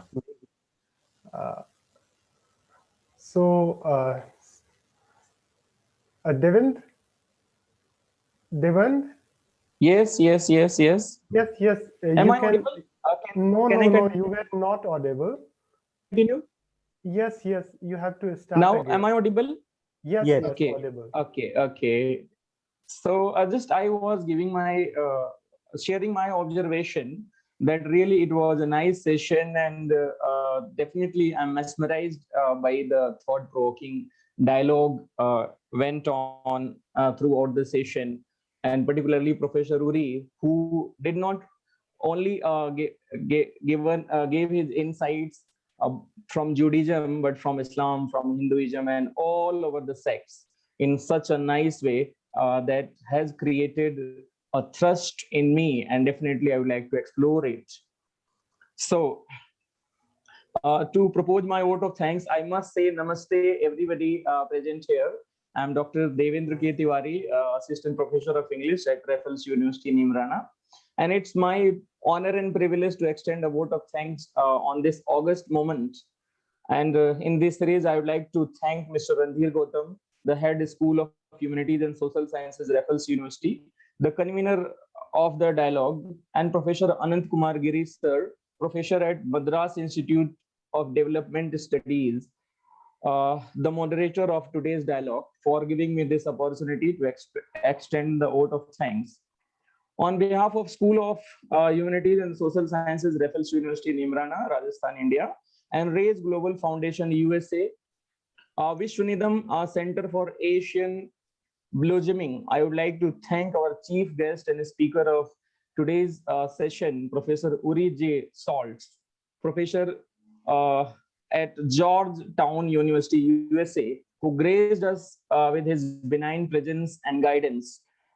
We are very much thankful to you, sir. We are grateful to our chief patron, Justice Meena V. Gombar ma'am, for being the source of inspiration and motivation for organizing such kind of activities. I must extend my vote of thanks to Deepika Dave, the CEO of Raise Global Foundation USA, for being the source of inspiration and encouragement. In the same order, I must extend my vote of thanks to Professor Anant Giri, the honorary trustee of Vishwaneedam Center for Asian Blossoming, Puducherry and Chennai. I would like to express my sincere thanks to Professor Diwakar Goli, Honorable Vice Chancellor of Raffles University. I extend my vote of thanks to active participants, guests, audience, and everybody who contributed in making this program materialize. Last but not the least, I would like to thank the convener of this event, Mr. Randhir Gautam, and moderator, Professor Anant Kumar Giri, sir, for initiation and execution of such a wonderful dialogue. Finally, thanks a lot once again, everybody. I wish you a happy time. Goodbye. Take care. Namaste. Namaste. And thank you, Devendra and all friends. I'll just take a minute. And one of the themes that Professor Meera had brought is the kingdom of God and garden of God. I forgot to mention that the whole theme is that when we talk of kingdom of God, and there is a vision of that in all religions, but that itself is an invitation for us for further realization. For example, as the great thinker and scholar Harvey Cox from Harvard, in a very important work, he says that in Aramaic, and in a way, it is like going deeper, he's saying, and it is also a journey with language, he's saying, that in Aramaic, the kingdom of God within you means the kingdom of God is across you. And when I read this, that inspired me to think about that the kingdom of God is not just within us, but across us. But the idea of the kingdom of God also has been used in politics and religion in a way, starting from 4,500 years ago. And even now, it is much more kingdom of God, much more centralized around the dominant arrangement of power at that moment. But here the challenge is, how do we realize kingdom of God as a garden of God? And here we can relate to Spinoza also, this natura, and realize God as a gardener. And so with Indian tradition also, Swami Vivekananda, in a very interesting reflection, he's saying that the whole idea of kingdom of God is to realize that each one of us is a spirit, and that we are not just our body, though we do not deny our body. So as we realize that we are the movement of the spirit with our body and across our body, so this is a theme that we are with, and Ori, Professor Ori has made a very important contribution. Mira is also contributing, and many other thoughts. So with this, we are again grateful to our dear friend Ori, who is really inspiringly creative, and like the idea of greatness in the sense that each one of us, how much we could really embody. And from my humble interaction with Ori, this is the realization I have. And in our journey next week, we are also very fortunate to have a friend from the Club of Rome, and which is also dealing with some of these important contemporary questions. The Club of Rome has been a very important initiative 50 years ago. It started the discussion of limits to growth. And now the Club of Rome has many initiatives, including one called the Emerging New Civilization Initiative. And a friend associated with that, Carlos, so he is with us next week. And the week after, we are very fortunate to have Mr. P.V. Rajagopal, who is a very dedicated activist and thinker. And like the world, repairing the world, he has initiated a very interesting movement called Jai Jagat. Means when we are caught up in our egoistic victory of the self and the nation, how do we really bring glory to the world? And he initiated a walk from New Delhi, India to Geneva on October 2, 2019, which was unfortunately stopped because of the pandemic in Armenia. So we look forward to having Mr. P.V. Rajagopal, who is the founder of Ekta Parishad, means the Forum of Unity, on May 9th. So with this, again, with thanks to Ori and to each one of you. And we look forward to our continuing our journey. We hope, Ori, we will have your... we hope, Ori, you would join us on another occasion. We'll have you. Thank you. We just wanted to remind Professor Ori about the Bonnie M song, By the River of Babylon. There we wept. When is the Zion, when we remember Zion. Yes. Just remember that song. Ananta, you must have heard about it. But that Bonnie M band, there was to be a Bonnie M band which has this song by the rivers of Babylon. That was a beautiful song. Thank you. Thank you very much. Thank you, Ananta. Thank you. Thank you, Sushri, Thank you all. and Pranati and Minati, everybody. Thank you. Thanks to Ranveer. Thank you. Bye.